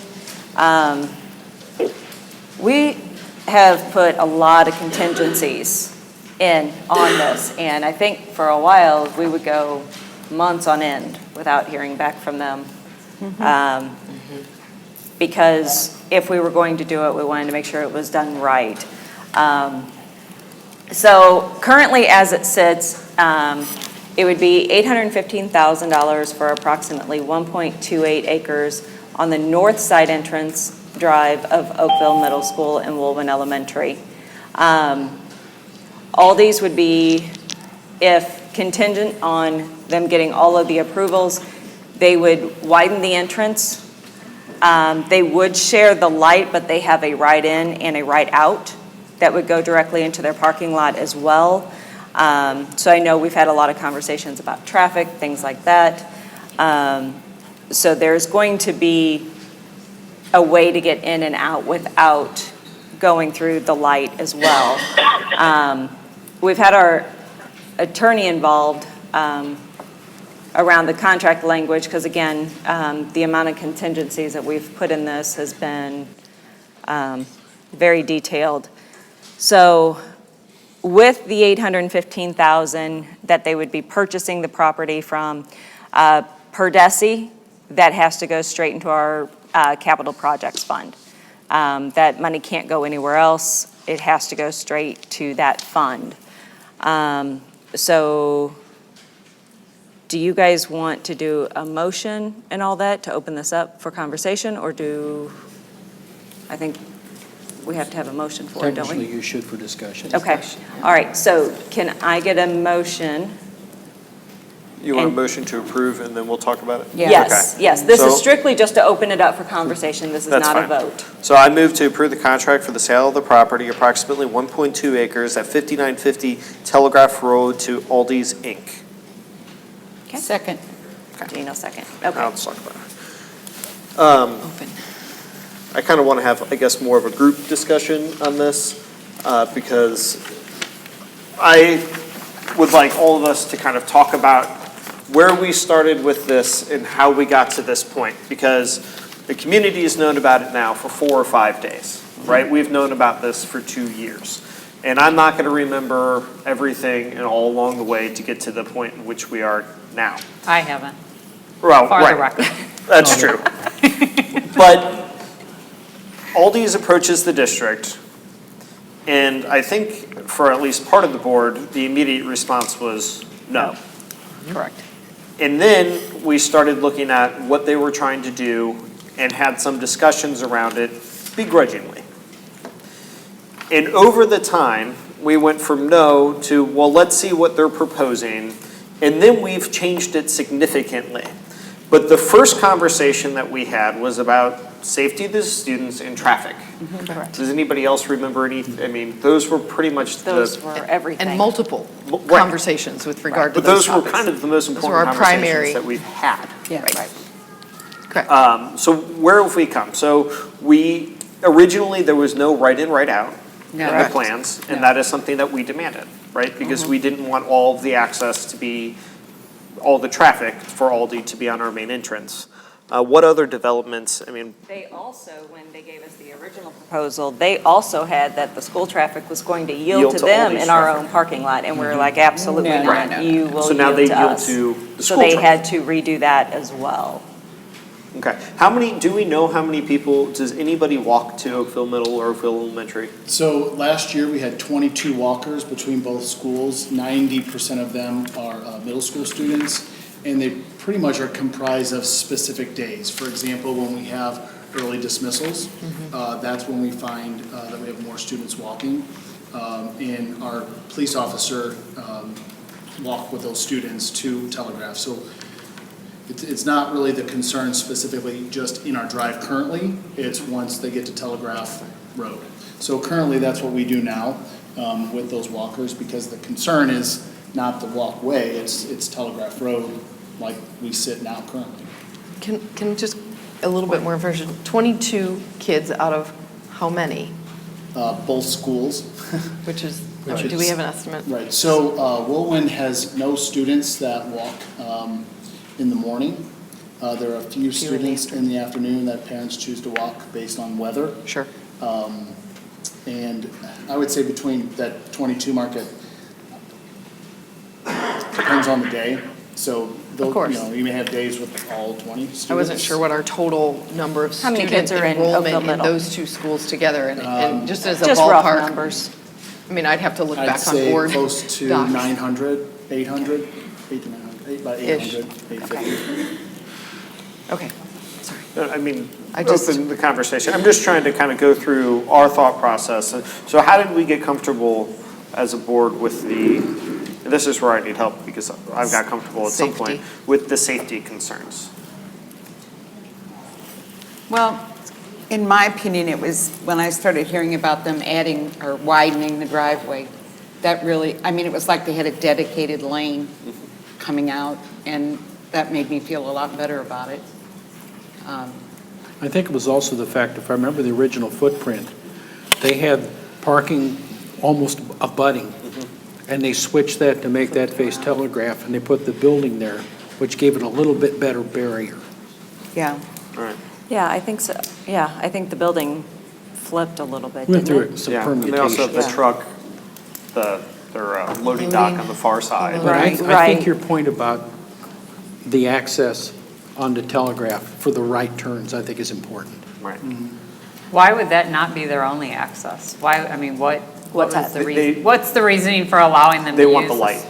The light. They want to do everything to It's the coming out of their Right store, and they left. want the light. They want the light for people to turn left onto Telegraph. Right. We went through many proposals of And that in way and they can go out out. and what that looks Yes. like and And we what went through horseshoes, accessibility looked like archways. from another direction or, yeah. Bridges. And we don't want to own a bridge, we've No. done that. Were they willing to do it without using the light? No. That was a I think that's the reason that. So we location negotiated. continually- But they've agreed to pay part of that, haven't they, though? Yeah, for I the mean, we're improvement of sharing the that interest, intersection. We pay for Yeah. all of that jointly. Did you consider putting in a sidewalk on the south side of the critical access drive so that kids would have that to walk on? So where Telegraph joins, right where the arrow is actually, where it says critical access drive in this picture? And we don't have that You there mean on now. the We don't south have a side? sidewalk now. Peggy? Yeah, on the south Not a side of the side. driveway. It's not. If you had an actual sidewalk for the kids to walk on, Well, would that make it any They're safer? supposed to develop that Right. part of the driveway anyway, correct? Yes. It's supposed to be enhanced on that side. Right. I don't know whether that would include a sidewalk or not. So is the question, Does anybody could it? know? Could it? Could it? Yeah, I No, mean, but that's then the not- kids I would like that have. No, idea. it's not a bad idea. Then they, then there is a A clear dedicated way path. out of the road. Yeah, yeah. Something we can It's, also consider doing. it's certainly not a bad suggestion. Right. Okay, so then we posted it on Tuesday night, I think. Monday night. Monday night. Monday night. And then we pushed it out. Sam and I had talked about pushing it out to more of the community groups on Facebook. So we did that so nobody was going to be surprised and we could open up the conversation and get kind of public feedback. So a lot of the things that we heard, and Kevin has a list of questions that he compiled Good questions. talking about that went through the Facebook post and the concerns brought. Kevin, would you like to kind of address some of that?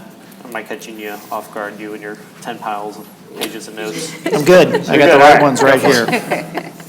All right. Yes, read here. You took away my front narrative. Okay, so the first question was, if Aldi's sells the property, what rights do we have if they decide to sell to someone else? Will we have the ability to return driveway access to use solely by our district? Say on what kind of business could move in, right to purchase before anyone else, et cetera. Essentially, what do we have to protect our interests if Aldi's wants to sell the land in the future? So the answer that Chris had said was, we do not have a right of first refusal. We tried to get that, but if we do that, the value significantly goes down. So that is not in there. We do get 30 days notice before Aldi would list or advertise the property for sale, but they're not required to run it past us to sell it. They're not required to give us the option to sell it, I guess I should say. Before, take that a step further, we do have contingencies in there. And I think we need to kind of look at those again, because I think a big thing to take into consideration, especially for me, would be Page 2. if it's not passed because a bridge wasn't built across Telegraph. It's got to go through county council. I was trying to be nice about it.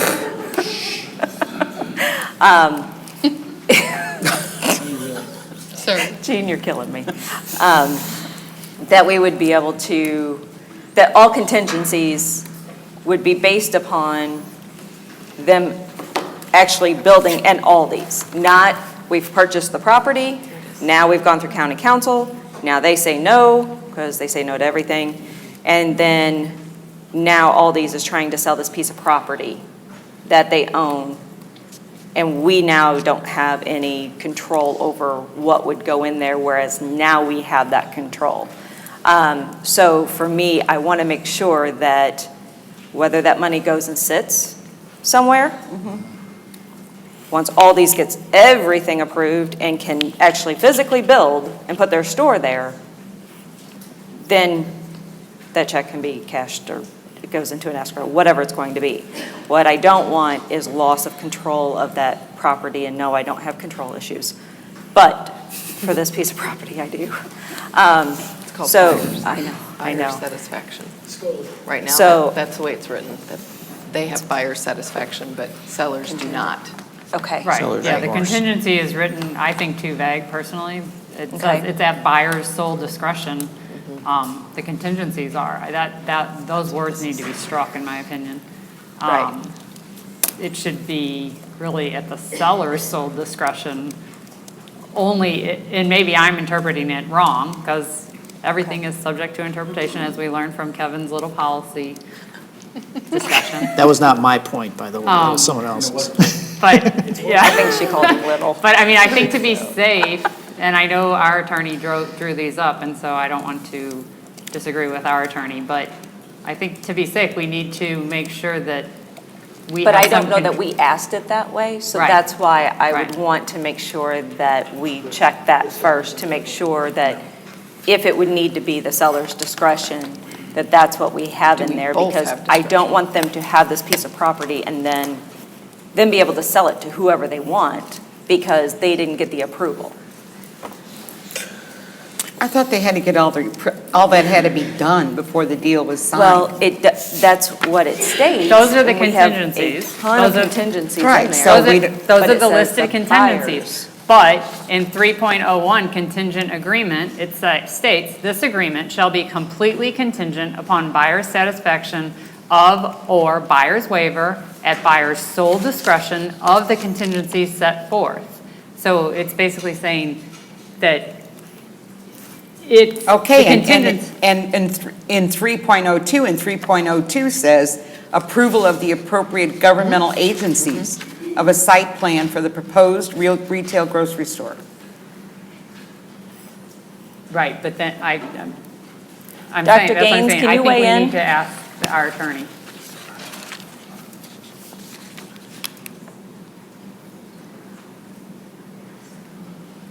We need some Jeopardy music.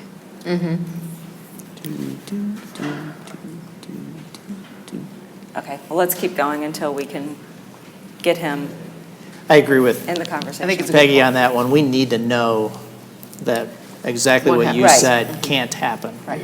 And I don't think that this is something that, I mean, Deal breaker. it's not like a huge deadline where if we don't do it right the second, that it's all going away. But it is one of those things, I mean, we need to be respectful of their time with this as well, but we need to make sure that we have everything answered and assured before we move forward with anything. So I'm sorry. Go ahead and finish with your questions and answers. Oh, yeah. Number 2. Sorry. I asked the question, what would be the approximate property tax revenue associated with improving this land and Aldi's moving in? Because right now, we own part of it, it's a house, and the land itself would be very difficult to make useful, just because of the nature of the hills and water drainage and all that. So we don't know exactly, but kind of thinking a little bit through, if we assume the current year tax rate, and since we know the property is going for 800,000 plus whatever the other one is, a real conservative estimate is to say they only put another $1 million into the rest of it, which probably is not realistic. That's probably really low. That would result in property taxes of just over $28,000. So figure 30-ish. So we go from something that currently we're not using, we don't have any plans to use, would be very expensive for us to figure out how to use, and get something out of that, and potentially something else we could go after to buy that would be more helpful to us. And of all of our campuses, this one is not one of our landlocked. This isn't like Oakville Elementary or even the high school and how landlocked we are around those places. So, Yeah, and we actually still own all of that green between Aldi's, because that's actually about the back end. I mean, their Right. building kind of comes up to the back end of that property line.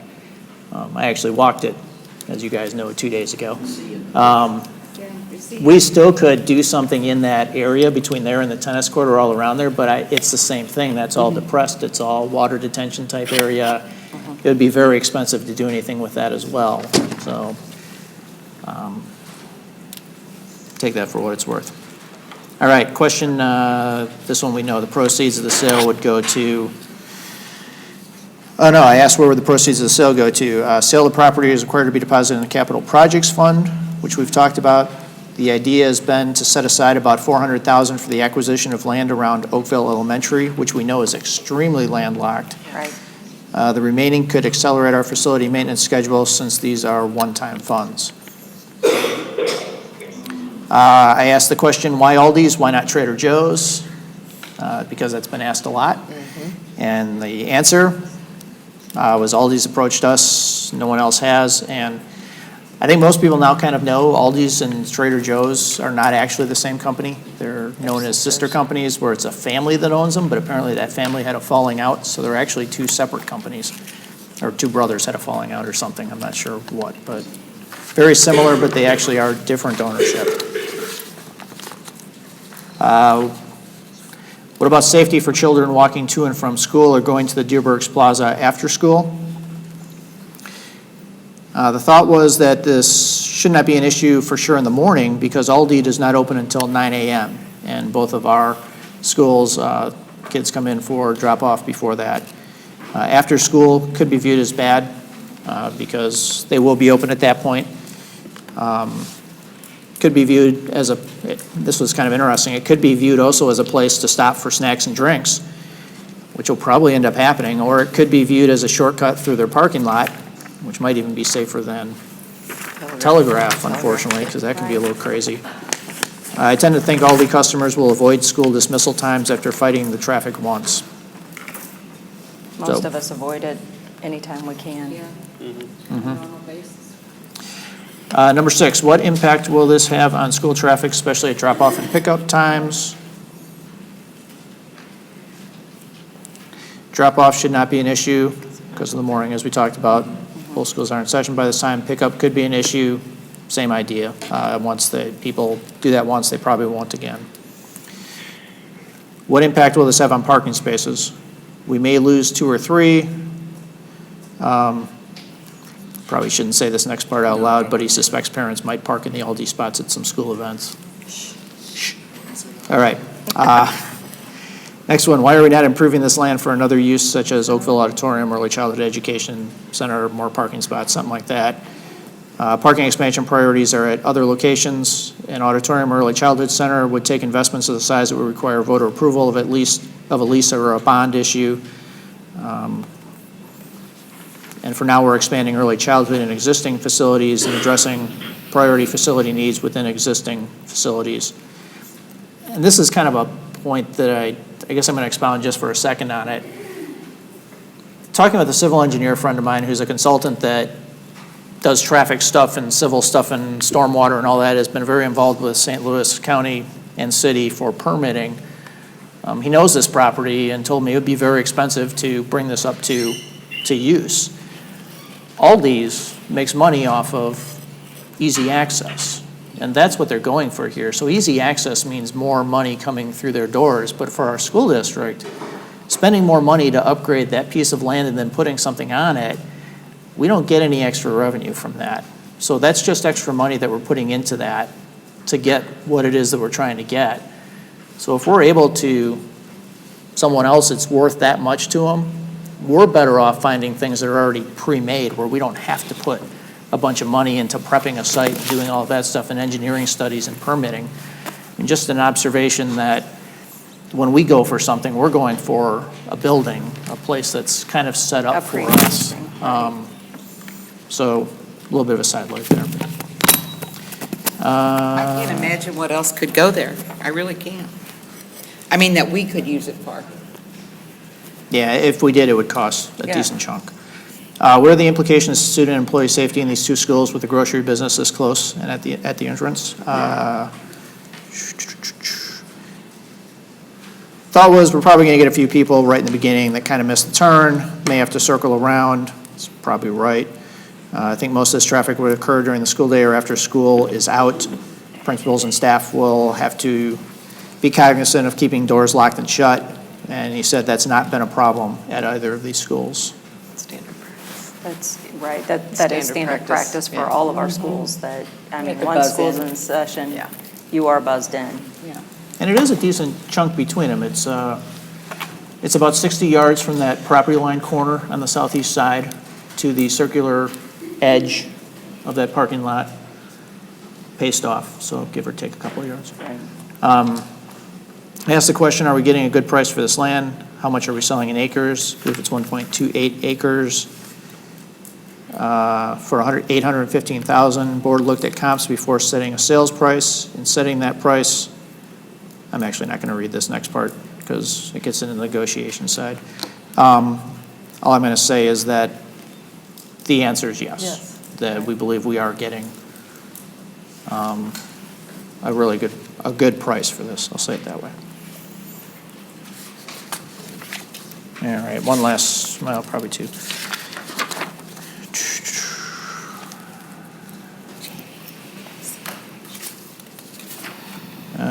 Hold on a sec, sorry. Okay, actually, this last one gets into exactly what Sam brought up about retaining ownership of the land until all requirements are in place and they're actually ready to build so that we don't get into a situation where it's not in our hands anymore. So, sounds like we're going to pursue that one. And two, the contract does call for that escrow or earnest money to be paid up front, but it's important to note too that the sale doesn't complete until after all the contingencies are met, after the site plan's approved, agency approves, then the sale closes. So it's not like that sale closes before We know that they have it's to meet okay. all those contingencies before that sale is met. So I said they got to jump through all the St. Louis County hoops, I and think that's important to. it's, These are the words I'm concerned with. Right. Buyers, contingent upon buyer's satisfaction of, or buyer's waiver. That buyer's waiver makes me a little nervous, because they could waive the contingencies the way I read this, but. I've only done a little bit with contracts. Pardon? I've only done a little bit with Yeah. contracts, but I agree with you. Yeah, Well, I think that- the wording Our matters. attorney looked at that. Yeah, I think the wording matters. Yeah, The language. and we might be The wrong, language but. always The comes language down to is- the words. That's right. Bill, did you read 3.03, Peggy? Was that any consolation? And Exhibit D also restricts future sales. In there, Exhibit D. Buyer essentially cannot sell or lease any of the portions to, and it goes down, anything with environmental problems, anything that sells alcohol, laundry, dry cleaners, abortion clinics, gas stations, automobile shops, mobile parks. So we do restrict future sale in the contract. Carnivals can't put a amusement park there. Mortuary, funeral home, pawn shop, junkyard, distillery. Notice of satisfaction or waiver, the contingencies above shall be deemed to have been satisfied or waived unless on or before the earlier of the expiration of the contingency period or the expiration of such shorter period as may be specified with respect to a particular contingency. Buyer gives to seller written notice of the buyer's failure to satisfy the contingencies and consequently termination of the agreement. Okay.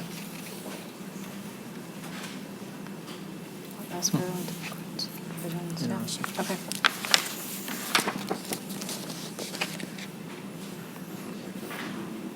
Right. Anybody else have questions, conversation? One last thing, which I was going to say first. It sounded like there were some initial concerns about Aldi's when Jamie had first put it out on Facebook, just as far as the stores themselves. So I took it upon myself to go and visit a couple of them, as most of you know. Actually, a lot of people know now. I was impressed, quite frankly. I had never been in an Aldi's before, and from the cleanliness, the parking lot, the people, I had more good experiences in 2 stores than I think I've had at any other grocery store in years. The prices, all that stuff. So, and then even tried them. In fact, if anybody wants to, there's cookies and peanuts and stuff over there, popcorn, give it a shot. It's the mint cookies are absolutely awesome. He's prepping for a second Girl job. Scout Thin Mints. They are. They're just, but the old Thin Mints, not the new ones. Right. So I put all that out there, and there was, last count, 171 reactions on it. Only 1 was negative. So I don't think the store itself is something that people in Oakville are against. It sounds like there's actually a lot of support for the store itself. I think it just comes down to the location, the safety, those sorts of things. How does it fit into that piece of property? Right, we got to feel confident with that, not so much that it's an Aldi's, which I think is good, so. Is anybody's kids here go to Yes. Oakville mine do. Middle? Okay, and you're comfortable with this plan, knowing that your kids are gonna have to go there? I am, and actually I was sitting on that corner, that southeast corner. In fact, I've got video of it.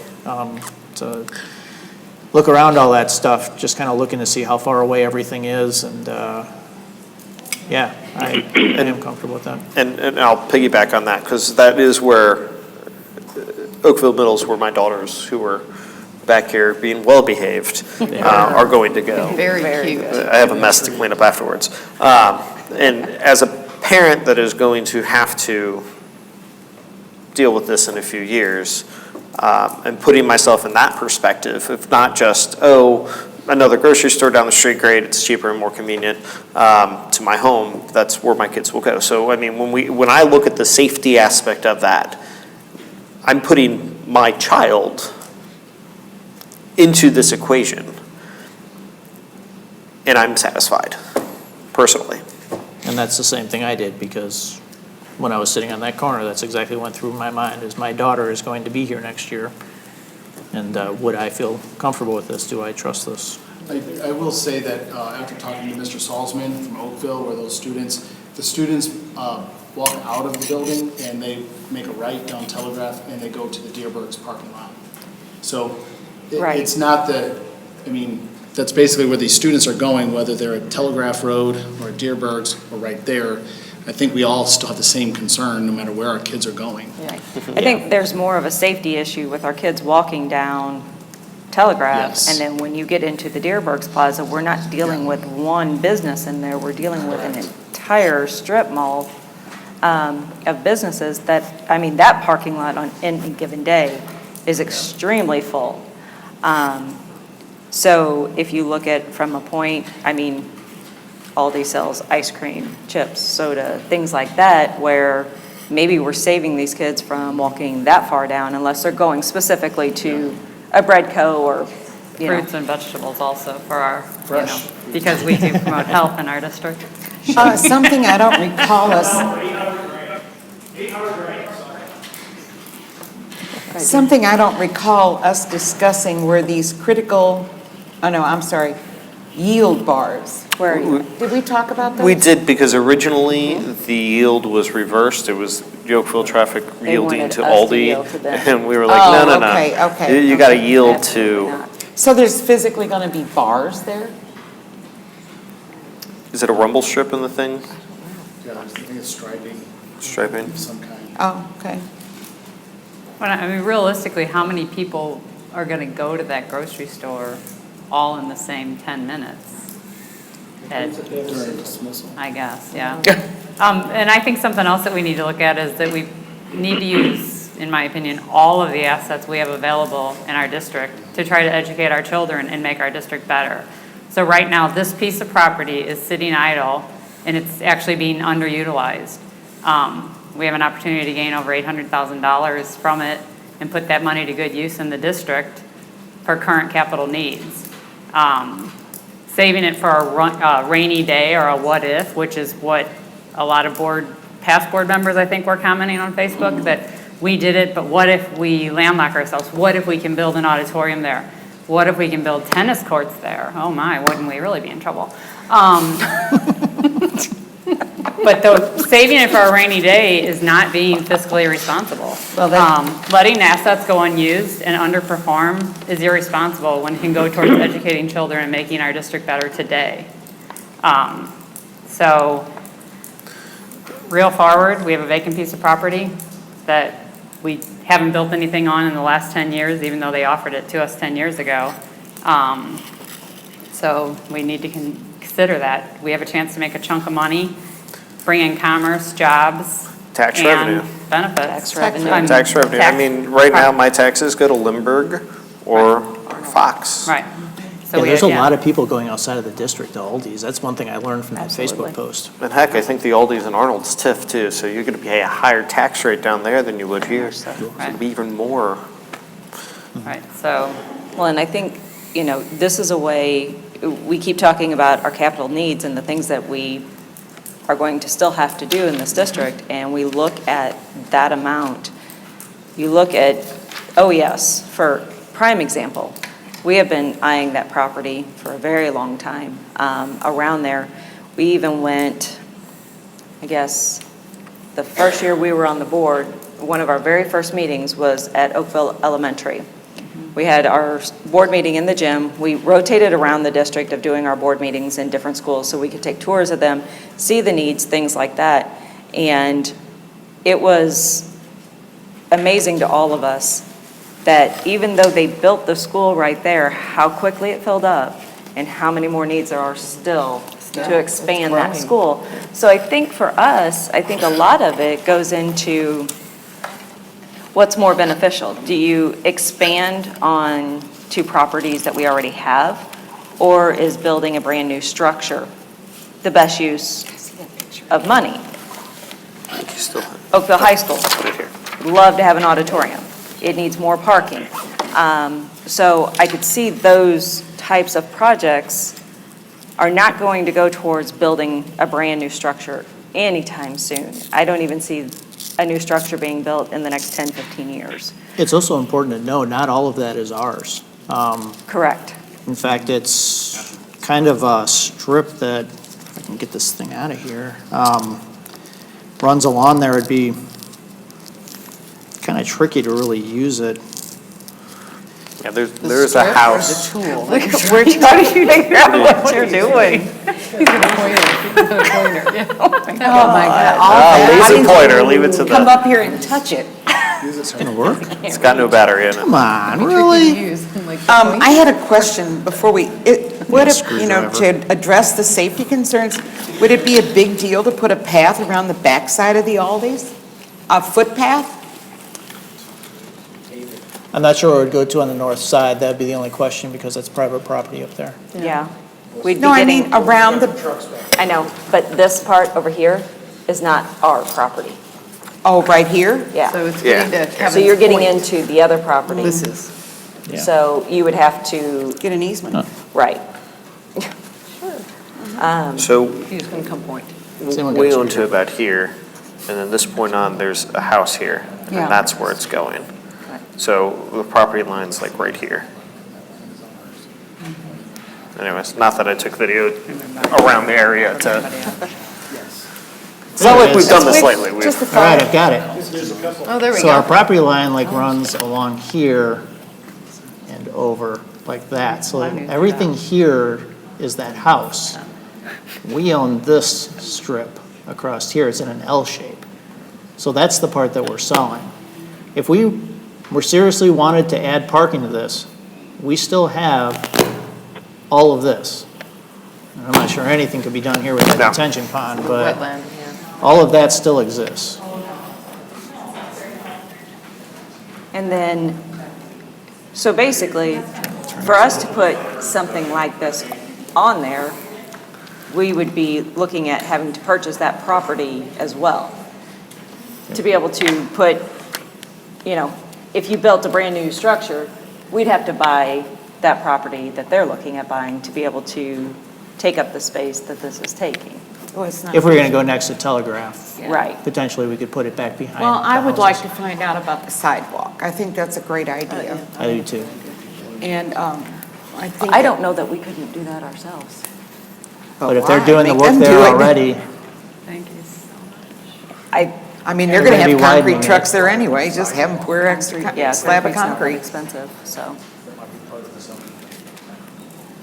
One of the things I think most of us come from a background in schools really need to conserve them, not let it get away. And that was part of, when I first heard about this, I was pretty skeptical. You were, yeah. No, I wasn't. you- I was skeptical. No, I you were- wasn't you striving. were- I was skeptical. You were against it But a lot. I think, for exactly kind of what Jamie and Kevin have explained, I think we've dealt with the safety and security issues. My big issue is that I want people to understand that we've been having these conversations for an extended period of time, but because it's a contract nature, because it deals in negotiations, and we're allowed by sunshine laws to do that, we could be having this vote right now in private. We chose to do this publicly to make sure that people hear the same type of questions and same type of concerns.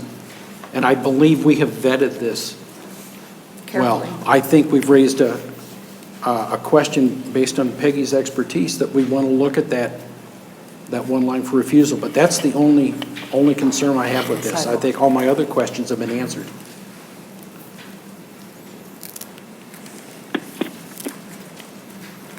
Any other questions, conversations, comments? Well, I will just add, since Jean asked if I had read 3.03, again, it says, Oh, wait, now I gotta go find it again. contingencies above shall be deemed to have been satisfied or waived. Right. Again, that or waived makes me a little, because that means they could waive them and still own the property.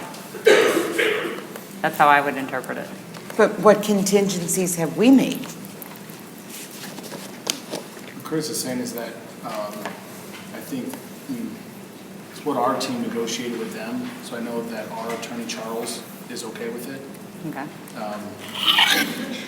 I think it's worth asking though. I mean, it's, once you're in a contract, you're kind of done. So unless we have to do something tonight, if we've got the time, I'd prefer to know 100% for sure, so that we're not sitting here 6 months from now saying, oh, gee. Can I ask a dumb question? Can you call Charles and ask him? You did. I like him. He's always thinking ahead. Yes. So he's already done that. So Charles is good with it. Charles What does feels that like mean the though, that language- he's good with it? Does that mean that they can waive the contingencies? Does it mean we have the ability to? I guess I'd want exactly, and because Peggy's got legal experience, I'd want those questions answered and Peggy comfortable with this before. But I'm not a lawyer. Can we recess for You're a not a second lawyer, and but see you're him call pretty good. Charles? He did call But you'd Charles, like to. didn't he? Yeah, what they have before them is what Charles created Okay. and all these signed. So it's what our team put together for them to sign. So based on our legal team, they're the Right. ones that put that together, so. So this is our They're good with it language. because they're the ones that created this. I still want to know the answer to that question. But see, my question is that, are She they did. gonna, is the concern about them waiving their contingencies, or do we have a contingency? Do we have a contingency on this sale?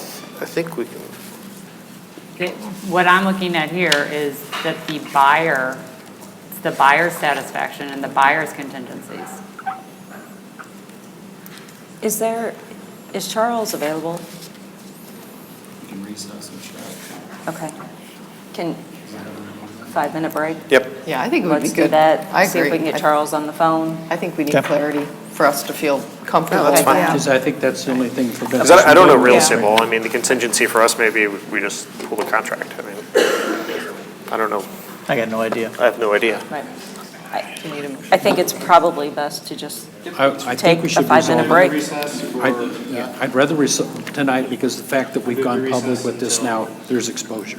Right. 8:50. And I admittedly was asked this right before the meeting and started Okay. reading. Because any changes, I Okay. mean, it's going to put us back to negotiations again. It's- Correct. Any changes. So it might be any clarification. changes I think in we here, need we're gonna go back clarification to on some clarification. things, and I think hearing that from Charles. 10 I minute don't know break. how old you've taken that. 10 minutes. You made a motion, Jamie. Recess till 8:50. Second. All those in favor? Aye. Okay, all right, we will recess for 5. Yes. Who's calling him?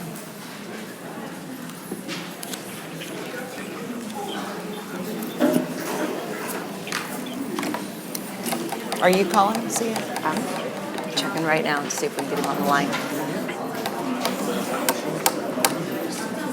What are you doing here? I thought that was you. What fun.